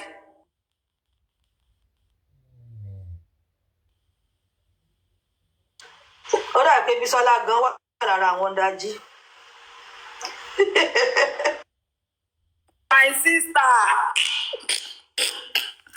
My sister. Ẹ ṣàgbé wa dé èbúté ògo àwa ń bẹ na here we dey. Àwọn ní gbé wa débẹ̀ kejì. Àwọn ní gbé mi débẹ̀ kejì. Ẹ jẹ́ ń gbé yín débẹ̀. Ìyá mi. Ẹ jẹ́ ń gbé yín débẹ̀. Ọmọ Àtìbà ẹ má wọrí ire ní gbogbo máa já sí. Ẹ ṣáà má jà wá sẹ́ ẹ̀yin ẹ má jà wá sẹ́ ṣe ni. Wọ́n ti bóyá ti kìíní wọ́n ti end life kárí wọn. Ó ṣàlọ́ gbé picture àwọn èèyàn méjì sí ó ní good àtàtàbúrò ẹ̀ nìyẹn. Ó ní good àtàbúrò ẹ̀ nìyẹn pé kọ́ lọ wo péjì wọn ṣàdárúkọ péjì wọn. Ó bá ṣó ẹnìkan ní àbúrò nìyẹn ó ló lọ ṣèbí. Ṣé ẹni ẹ ó kẹ̀wọ̀ top ó gbèdì sílẹ̀ ó wà níbi kitchen. Bóyá ṣú ẹ̀ báyìí wọ́n pa kíní ẹ̀ ní straight. Wọ́n pa láìpẹ́ ẹ̀. Wọ́n pa láìpẹ́ ẹ̀ ní straight. Ọwọ́ ti bà Mohbad ló pa láìpẹ́ ẹ̀. Mohbad ló pa. Ló bá kó pin. Mohbad ló pa ó bá paná ẹ̀ ó paná ògo ẹ̀. Bísọ́lá paná ògo ẹ̀. Wọ́n ní Bísọ́lá fún wọn yóò mọ̀ kọ́ tó ń ṣe wọ́n mọ́ ṣé wọn kọ́ ti dápa wọ́n máa tó padà báyìí. nǹkan tí pẹ́pì wá sọ ni òun fi ń sọ̀rọ̀ kò mọ anything nínú bó ṣe gbà gan but according to bí Queen ṣe sọ òun wà ní comment section òun ló fi ń sọ̀rọ̀ Queen dẹ̀ sọ pé òun lọ pé ó ní nígbà tó ní kọ́ bèèlè ọmọ ìkọ́ wá ní 2 million wá ní owó kíni òun wá pe Sam Jojo pé kó lọ ṣe ṣọtí fún wọn wá ní pé kí Sam Jojo náà mú 1 million wá ní owó kíni pé òun wá sọ fún Sam Jojo pé kó lọ béèrè bóyá DPO àbí whatever nínú Iléṣà so kó tó kó lọ di pé àwọn tún wá involve ẹlòmíì táwọn fi sanwó I don't know mi ìmọ̀ kan tí Queen gan wá kiri gbogbo nǹkan tó rí yẹn kí làbọ̀rọ̀ wá sọ́ńtà ṣó wá dọ̀pù ni ẹ bá mọ̀ pé Yomi ṣe kiri kan ẹ pè é lẹ́jọ́ kẹ́bíbọ̀dì rí tó bá yá bá ṣe gbún lélẹ̀ owó báyìí ló fẹ́ gbà mo pèlè kí làbọ̀rọ̀ involve Sam Jojo nínú gbogbo ọ̀rọ̀ tó wá sọ lẹ́nìí wọn ò dẹ̀ dákú tó bá fẹ́ dákú wọn tẹ́lẹ̀tẹ́lẹ̀ wáyé tó ń wá ẹni bá kú kí ló involve Sam Jojo fún wọ́n fẹ́ ju àgbọ̀n yẹn padà ní comment section yẹn. ẹ máa gbọ́ yín bẹ́ẹ̀ ó pe Sam Jojo kò pe Sam Jojo ṣé Sam Jojo náà nǹkan tó wọ́n ń ṣe so ó dẹ̀ bẹ̀ wọ́n pé ẹjọ́ báyìí ṣé bó lẹ wà àmì náà wà ní gbogbo fíìmù yìí nǹkan ọ̀kan báyìí ó yá ẹ ṣe ẹ̀pù báyìí fún mi ṣó ti yé yín so ọmọ ti gba ogun tó fẹ́ gbà lẹ́nu ọmọ wọn ti sọ̀rọ̀ wọn ti ṣẹ́rí tí wọ́n ti pẹ́ ní tó tún fẹ́ pé ó yá ẹ̀yìn fáìtì eléyìí wá so gbogbo ìtì ìbẹ̀lẹ̀ Yomi sọ yìí àwọn kan jam tọ́kì tiwọn àwọn ò ṣe dúró wọ́n ṣe sá lọ́jọ́ Friday àwọn ò ṣe dúró. ìbáwọn náà sọ́ngbà tó wà lórí live wípé wọ́n invite òun wọ́n fẹ́ sẹ́ẹ̀tì òun up wọ́n fẹ́ mú òun lọ l'Àbújá ṣé wọ́n ló pa Mohbad náà ṣe fẹ́ mú ẹlẹ́ l'Àbújá. ṣé pé Yomi náà fẹsẹ̀ fẹ́. wọ́n ní kọ́kọ́ bọ́dà Lukman náà fẹsẹ̀ fẹ́. pírẹsidẹ́ǹtì wọ́n ní kọ́kọ́ wá ìwé pírẹsidẹ́ǹtì wọ́n ní kọ́kọ́ wá ìwé NGO wọ́n ní kọ́kọ́ wá àkáǹtì accountability àbíkí ló ń pè àkàmbálíkíkí wọ́n ní kọ́kọ́ gbogbo wa ìbẹ̀dá mi lọ ní ọlọ London. ó ní wọ́n lè fẹ́ plan fóun ó dẹ̀ kí lọ́ọ̀yà òun lọ represent òun. báyìí o ló lọ yà ó wọ́n sẹ́ni kíní Wùmí lọ́sẹ̀ǹdì o kíní Wùmí lọ́sẹ̀ǹdì bàtọ́ wọ́n fún wọn ní lẹ́tà wọ́n sẹ́ni olóòtú wà lọ́nà airport kó tó fi lẹ́tà yẹn mú òun wá ara ní kí lọ́ọ̀yà òun sọ kó lọ represent òun ó lè jẹgbà tó jáde ní ìjẹta bá ló sọ ó ní lọ́ọ̀yà dẹ̀ ti lọ lánàá àbílẹ̀ ni ló sọ bóyá sọ lọ́dún ìjẹta rẹ̀ nìyẹn. ẹ jẹ́ ìgbé yín débẹ̀. wọ́n ti jí péjì Kàrímọ́ jáde mọ́ wọ́n ti jí péjì ẹ̀ o. ọmọ Àtìbà ẹ jẹ́ ìgbé yín débẹ̀. nígbà tó ti fáìtì ẹ̀ kódà títí tí péjì ẹ̀ pa kò ní jáde mọ́ bó ṣe wà ẹ̀. wàlá ó yẹ kán ban. wọ́n ti yin fáìtì ẹ̀gbọ́n. wọ́n ti yin fáìtì ẹ̀gbọ́n ti wà ní London kí wọ́n ti gba lẹ́tà wọ́n ti wà ní London. ẹ̀gbọ́n wọ́n ní kọ́kọ́ ògbókìní ìwá àtẹ́ńjì àti ẹ́ńdírí àtẹ́ńjì. ẹ̀gbọ́n wá sẹ́ǹdì pẹtíṣọ̀n tí Wùmí kọ fún wọn. ta ló ń jẹ̀gbọ́n. ẹ̀gbọ́n wá sẹ́ǹdì pẹtíṣọ̀n tí Wùmí kọ fún wọn. wọ́n wá sẹ́ni petition tí Wùmí kọ fún wọn wọ́n yẹ wá sọ pé no àwọn ò mọ̀ ń pọ eléyìí àwọn fẹ́ rí ẹ pásánà gbọ́gbọ́n ìwé kọ̀ọ̀kan àwọn fẹ́ rí.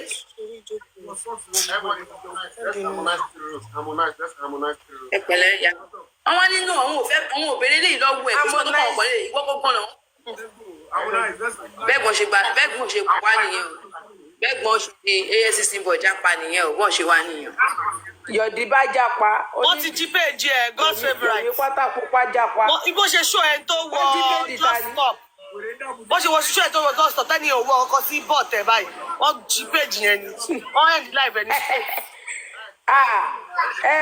God's favourite wọ́n ní péjì ẹ̀ ọ̀nà ti gbé péjì ẹ̀ lọ wọ́n ti gbé péjì ẹ̀ lọ kò rí péjì ẹ̀ lọ. ó ṣó ẹ tó ó gbé bọ́ọ̀tì ẹ̀ síta báyìí ẹni yẹn ó dà kó fẹ́ wọ G-string ni wọ́n ló kí lọ sẹ́kọ̀ọ́ wọ́n ti rìpọ́ọ̀tì péjì ẹ̀ bóyá ti bá ẹ̀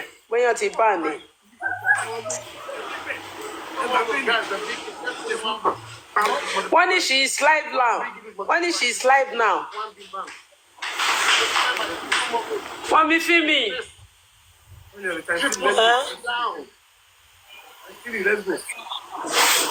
wọ́n ní kẹ́ ṣíìmù kámárì mọ́ ẹ jẹ́ àwò.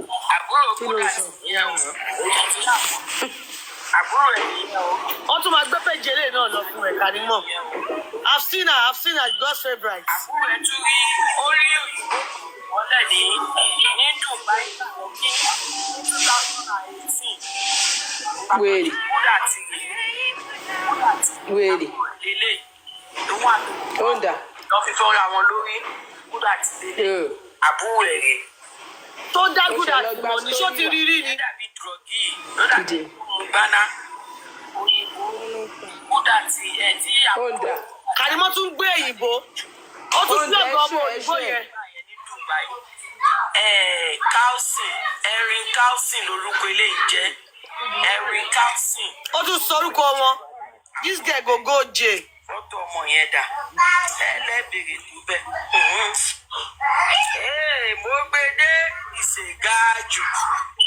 Mo gbé gúdà tí rí o. Tó o ti rí gúdà tí rí wọn àgbá wọlé, you lie. Kò sẹ́ tó fẹ́ gbà á wọlé. Àrírí kò sẹ́ tó rí gúdà tí rí, so ìwọ ló mẹ́tò gbé jáde. Ìwọ ló ń pa. Mọ́mí fíìmì Onda ẹ̀ṣọ́ ẹ̀. Kò sẹ́ tó mọ gúdà tó hun ẹnì kọ́lá mọ̀. Prove it pé gúdà tí ni. Olórí burúkú ọmọ. Ó yá ẹ jẹ́ ká lọ sí péjì kọ̀ọ̀kan. Ó bòbò jẹ́. Ó bòbò. Ìwọ léèyàn bòbò jẹ́ wọ́n tó pé òbò tí ẹ ń jò ni. Ó bòbò jẹ́. Is a lie, kò sẹ́ tó rí gúdà tí rí. Kí ni prove ẹ pé gúdà tí lélẹ́yìí? Kí lè kọ́ bá ti kọ́ pàápàá. Irú ọyàn wo ni àgbà kú ọyàn wo ni? Bó ṣì fa ìjọ tí kò ẹsẹ̀ má bínú. Ìwọ ló ń pa, nobody will believe you. Kò sẹ́ tó rí gúdà tí inú wa. Wà á ti ní kí Ìyábọ̀ Òjó márùn-ún ẹ̀ wá sí bá mi. Mo fẹ́ jọ yín lẹ́ẹ̀kan dẹ́yìn. Ṣé ẹ lọ ní mi ò rí yín? Ọ̀gẹ̀ Ìyábọ̀ Òjó. Àwọn já wa dànù. Ọ já wa dànù. Kí ni ẹ ṣáà lọ? Everybody. Òun àtàbúrò ẹ̀. Ṣé wa pa? Ìgbà tábùrò ẹ̀ ṣe pẹ̀lú òyìnbó yẹn 2008.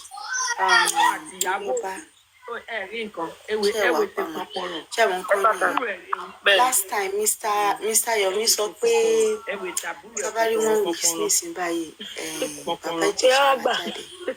Like ọ̀rọ̀ tí mo ti sọ yìí now I'm going to 3 weeks or 1 month. Ó ti tó 3 weeks báyìí 3 boys o. Ìdè o. Mo gbọ́ ìṣubú Ẹ̀yin náà gbọ́ gbà yẹn àbí? wọ́n ní November ló máa jẹ́ ní November. Ó ti dé. Ó ti dé ní. Délé Táíwò ni. November ò tí ì lọ. Ṣé bẹ́ẹ̀ ni ṣì ní náà àbí ìjọ wo? No, oníjọ́ yẹn wọ́n fi sọ pé tabari 1 week sí náà. Ṣé yẹn bàbá Ìjẹ̀ṣà? Àmọ́ tí wọ́n ti gbà yẹn Ó ti lọ a month báyìí. Ọ̀rọ̀ yín dẹ̀ ti lọ a month. Almost a month now. 1 week náà pé o. Ẹnu máa yẹn ti dùn jù anyway. ẹ máa mú mọ́ra. Ẹ̀yin náà rí bẹ́ẹ̀. Ẹ máa mú mọ́ra ọ̀rẹ́ mi. Ọ̀rẹ́ mi ẹ máa mú mọ́ra.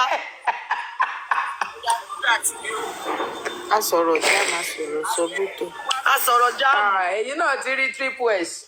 Àwọn mọ̀ tẹ́lẹ̀ náà. Ẹ ṣàrọ̀ra. No. Èmi mọ̀ tẹ́lẹ̀ ṣe understand. Wọ́n mọ̀ tẹ́lẹ̀ náà. Mi fẹ́ mo bá wọn bú because kí ni mo fẹ́ bú lára ẹ̀? Ṣóye yín.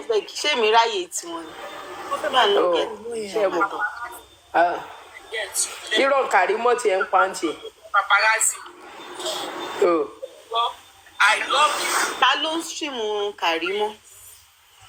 Èmi ni mò ń wo. Ríyàn stream ajé ń gbọ́. Àlọ́ ó ní kinní nìyẹn. Chippers wọ́n kí ọmọ tí kì í. Ó ní good at nìyẹn. Báwo ló ṣe mọ̀? Àwọn ò rí good at yìí náà. Ó ń bọ̀ ní mo ti wà níbi iṣẹ́ lẹ́ẹ̀kan mo wà mi ò lè respond like mi lè kò kí n gbà yìí.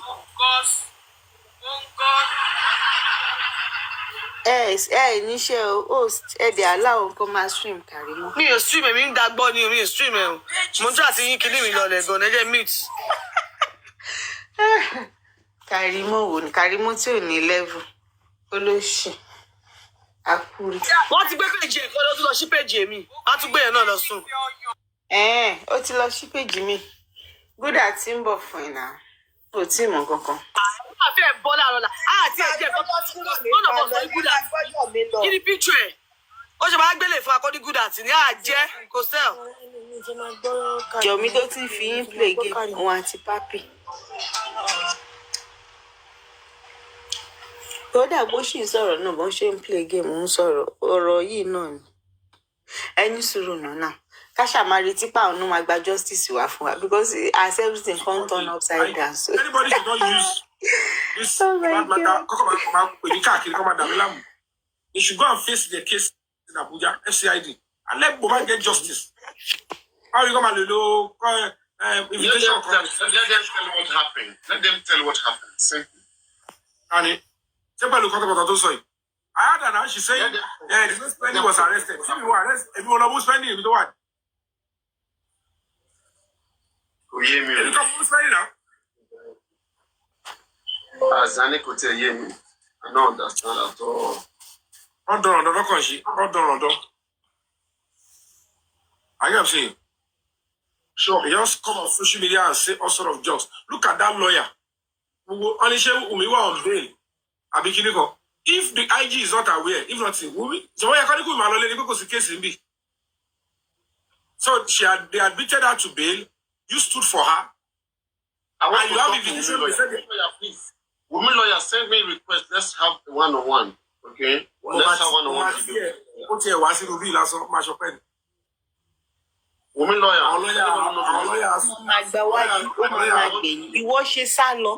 Ó ṣe jẹ́ pé every time tẹ́ bá ti múyàn ọ́ tẹ́ ti ṣe báyìí ẹ máa jápa. 3 times now ṣọ́dẹ̀ làwa ni.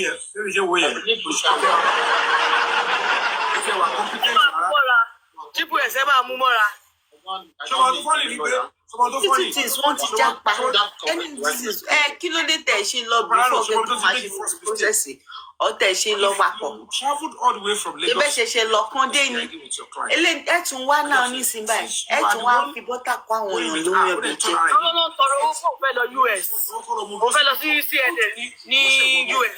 Ó tọrọ owó ní báyìí náà. Owó tó bá fún US. But you are already. So if you come there, yes, my name is Susan. This is my client. I understand they are looking for her. Ó máa make sure páwọn gba owó yẹn níbi tó ń wà. No, yes, we don't need that. Àwọn inú tí wọ́n sáré sísàlẹ̀ sáré sókè, wọ́n á rí kó jọ fún un. Wọ́n tún ní wọ́n gbé ní actual date tẹ́ fẹ́. Check it out now on the page because consider the response in here. Jẹ́ kọ́ máa àwọn èèyàn rí wa pa n play game já sọ̀rọ̀ tó ṣe kéré. Who want to know? Because I only want to know. The lawyer, so follow me. You flew all the way from Lagos to Abuja because you are not sure whether the Shatterland is speaking the truth or not. Now, this is it. If your client is turning herself in, or you are not so sure, you are the lawyer. You enter, the way you entered by yourself. Oh, this shall of you me don't go see me come. Sorry, my name is Kiniko. I'm the Kiniko. This is my client, me, so person. I heard from one actor or one shutter and talk with me. Is it true? Because we need to know. Oh, really? Yes. Otoni, or it is not true. Then, but there is no formal invitation. You would have said that also. Oh, we are sorry. She has been invited severally. She didn't show up. She was invited in Zone 2 Zona Command, which is our office in Lagos. She didn't show up. She didn't honor the invitation. So, Kini case Yomi yìí, kini ẹ̀ ó wà bọ̀rin. Ó máa gbowó níbi tó wà, ó tún máa sáde padà láì ṣaláfiṣe ṣe wọ́n ni. Ẹ̀mẹ́ta ló ti lọ bá ẹ̀mẹ́ta láfiṣe. Owó ẹ̀kọ́ ló ń lò náà. Dípò bẹ́ẹ̀ sẹ́kújọ́ mẹ́ta. Ẹgbọ́n múlẹ̀. And in this kind of situation, who was he calling a charlatan? I don't a charlatan. He's a charlatan lawyer. Charlatan is a criminal. Bọ́dá Yomi ẹ̀yin náà ṣe kéèsì mi. Àwọn èèyàn ló ti rí. Ẹ̀yin kò ṣe kéèsì mi. Jọ́sìn bá gbẹ̀kọ́lẹ̀ jókòó tì. Ìjọba yóò ti yín lálẹ́ yìí. Àwọn tó ń tàgbọ́ àwọn ilé ọ̀wọ́ tó ń ta lẹ́kùn. Wèrè nílé yọ̀ lé mi.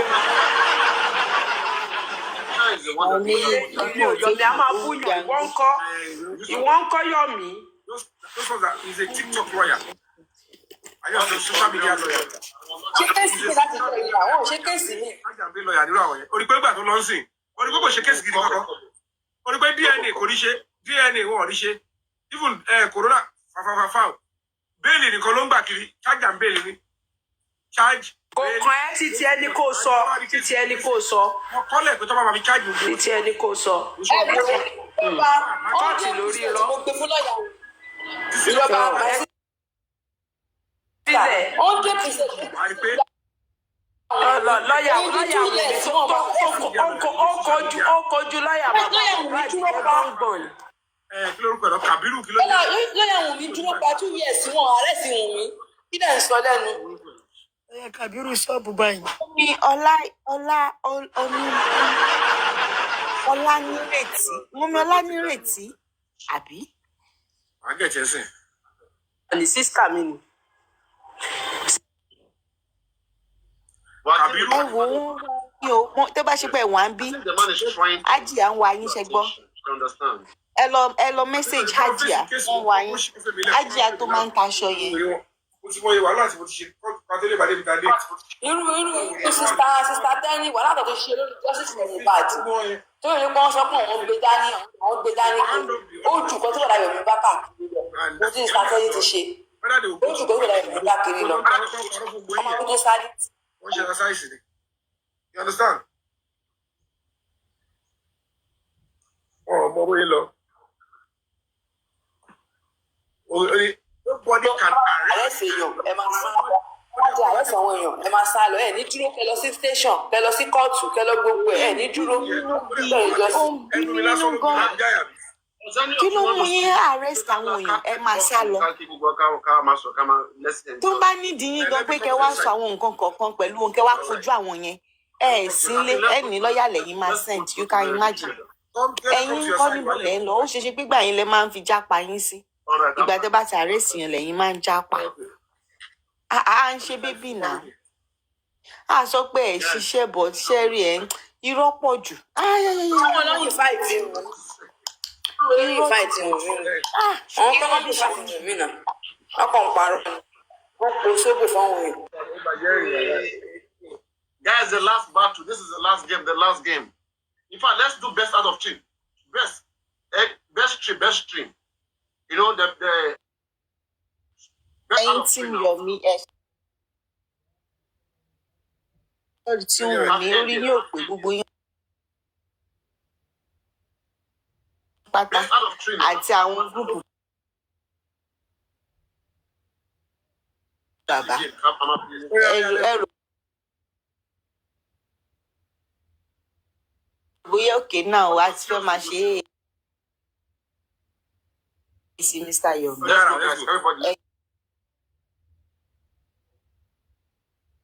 Yín náà ní access láti fi wọlé sí wa lára àti lọ́yà. Justice for Nigeria. Justice for Nigeria. Justice for Three more roses. Let's be quick. 3 more. 3 more roses. 20 seconds down. 3 more, please, guys. What are you waiting for? 3 more roses. 2 more. Sorry, let's go. 2 more. 2 more. 2 more. Thank you, Oluwatoyin. Thank you, Anu. 1 more. 1 more. Target reach. Target reach. Target reach. Family, thank you. Everybody, times 3. Everybody, let's go to triples. Everything, let's go to big. Everything. Now, let's go. Let's harmonize and prosecute. Let's do it. Keep us. Bless you so much. Love you. Thank you. Let's go. Amina, thank you so much. Forest Guru. The big gift is multiplied by 3. Triple. Just is triple. It's triple. So please, the big gift. Rí ìgbà tó kọ́kọ́ wọ ọ̀dọ̀ Mr. Yomi ìgbà tí Mr. Yomi kọ́kọ́ lọ sọ́dọ̀ Mr. Papalule rí reaction gbọ́ statement wọn. wọ́n ní Papalule sọ fún gòkè mú kò ṣàfẹ́ kó make peace pẹ̀lú olórí ẹbí. Ó wá sọ pé òun rí gbogbo àwọn fídíò kọ̀ọ̀kan tó lórí ẹbí ṣe káàkiri. One big gift. Let's go. Let's type it. Like only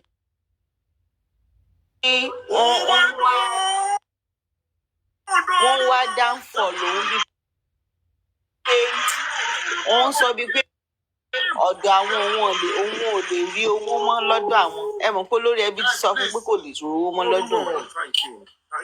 Ó ní wọn lè jẹ́ kóun rówó yẹn pọ̀ ṣùkẹ́sì yẹn pé ọ̀dọ̀ Paparano nìkan lòun máa ti máa rówó náà. Ó lọ́lọ́run dẹ̀ jù wọ́n lọ. Ó wá ń sọ̀rọ̀ báyìí ní ẹ̀rí ìgò. Ó sọ náà. Mo ní èèyàn ìwọ tí wọ́n gbé ọ̀rọ̀ kà láyà pé wíwà ṣe make settlement pẹ̀lú olórí ẹbí. Ìwọ kọ́kọ́ sọ pé wọ́n ti close chapter bóun ṣe kọ́ máa rówó gbà lọ́dọ̀ wọn. You can imagine. Mo wá pé kẹ́ sọ̀rọ̀.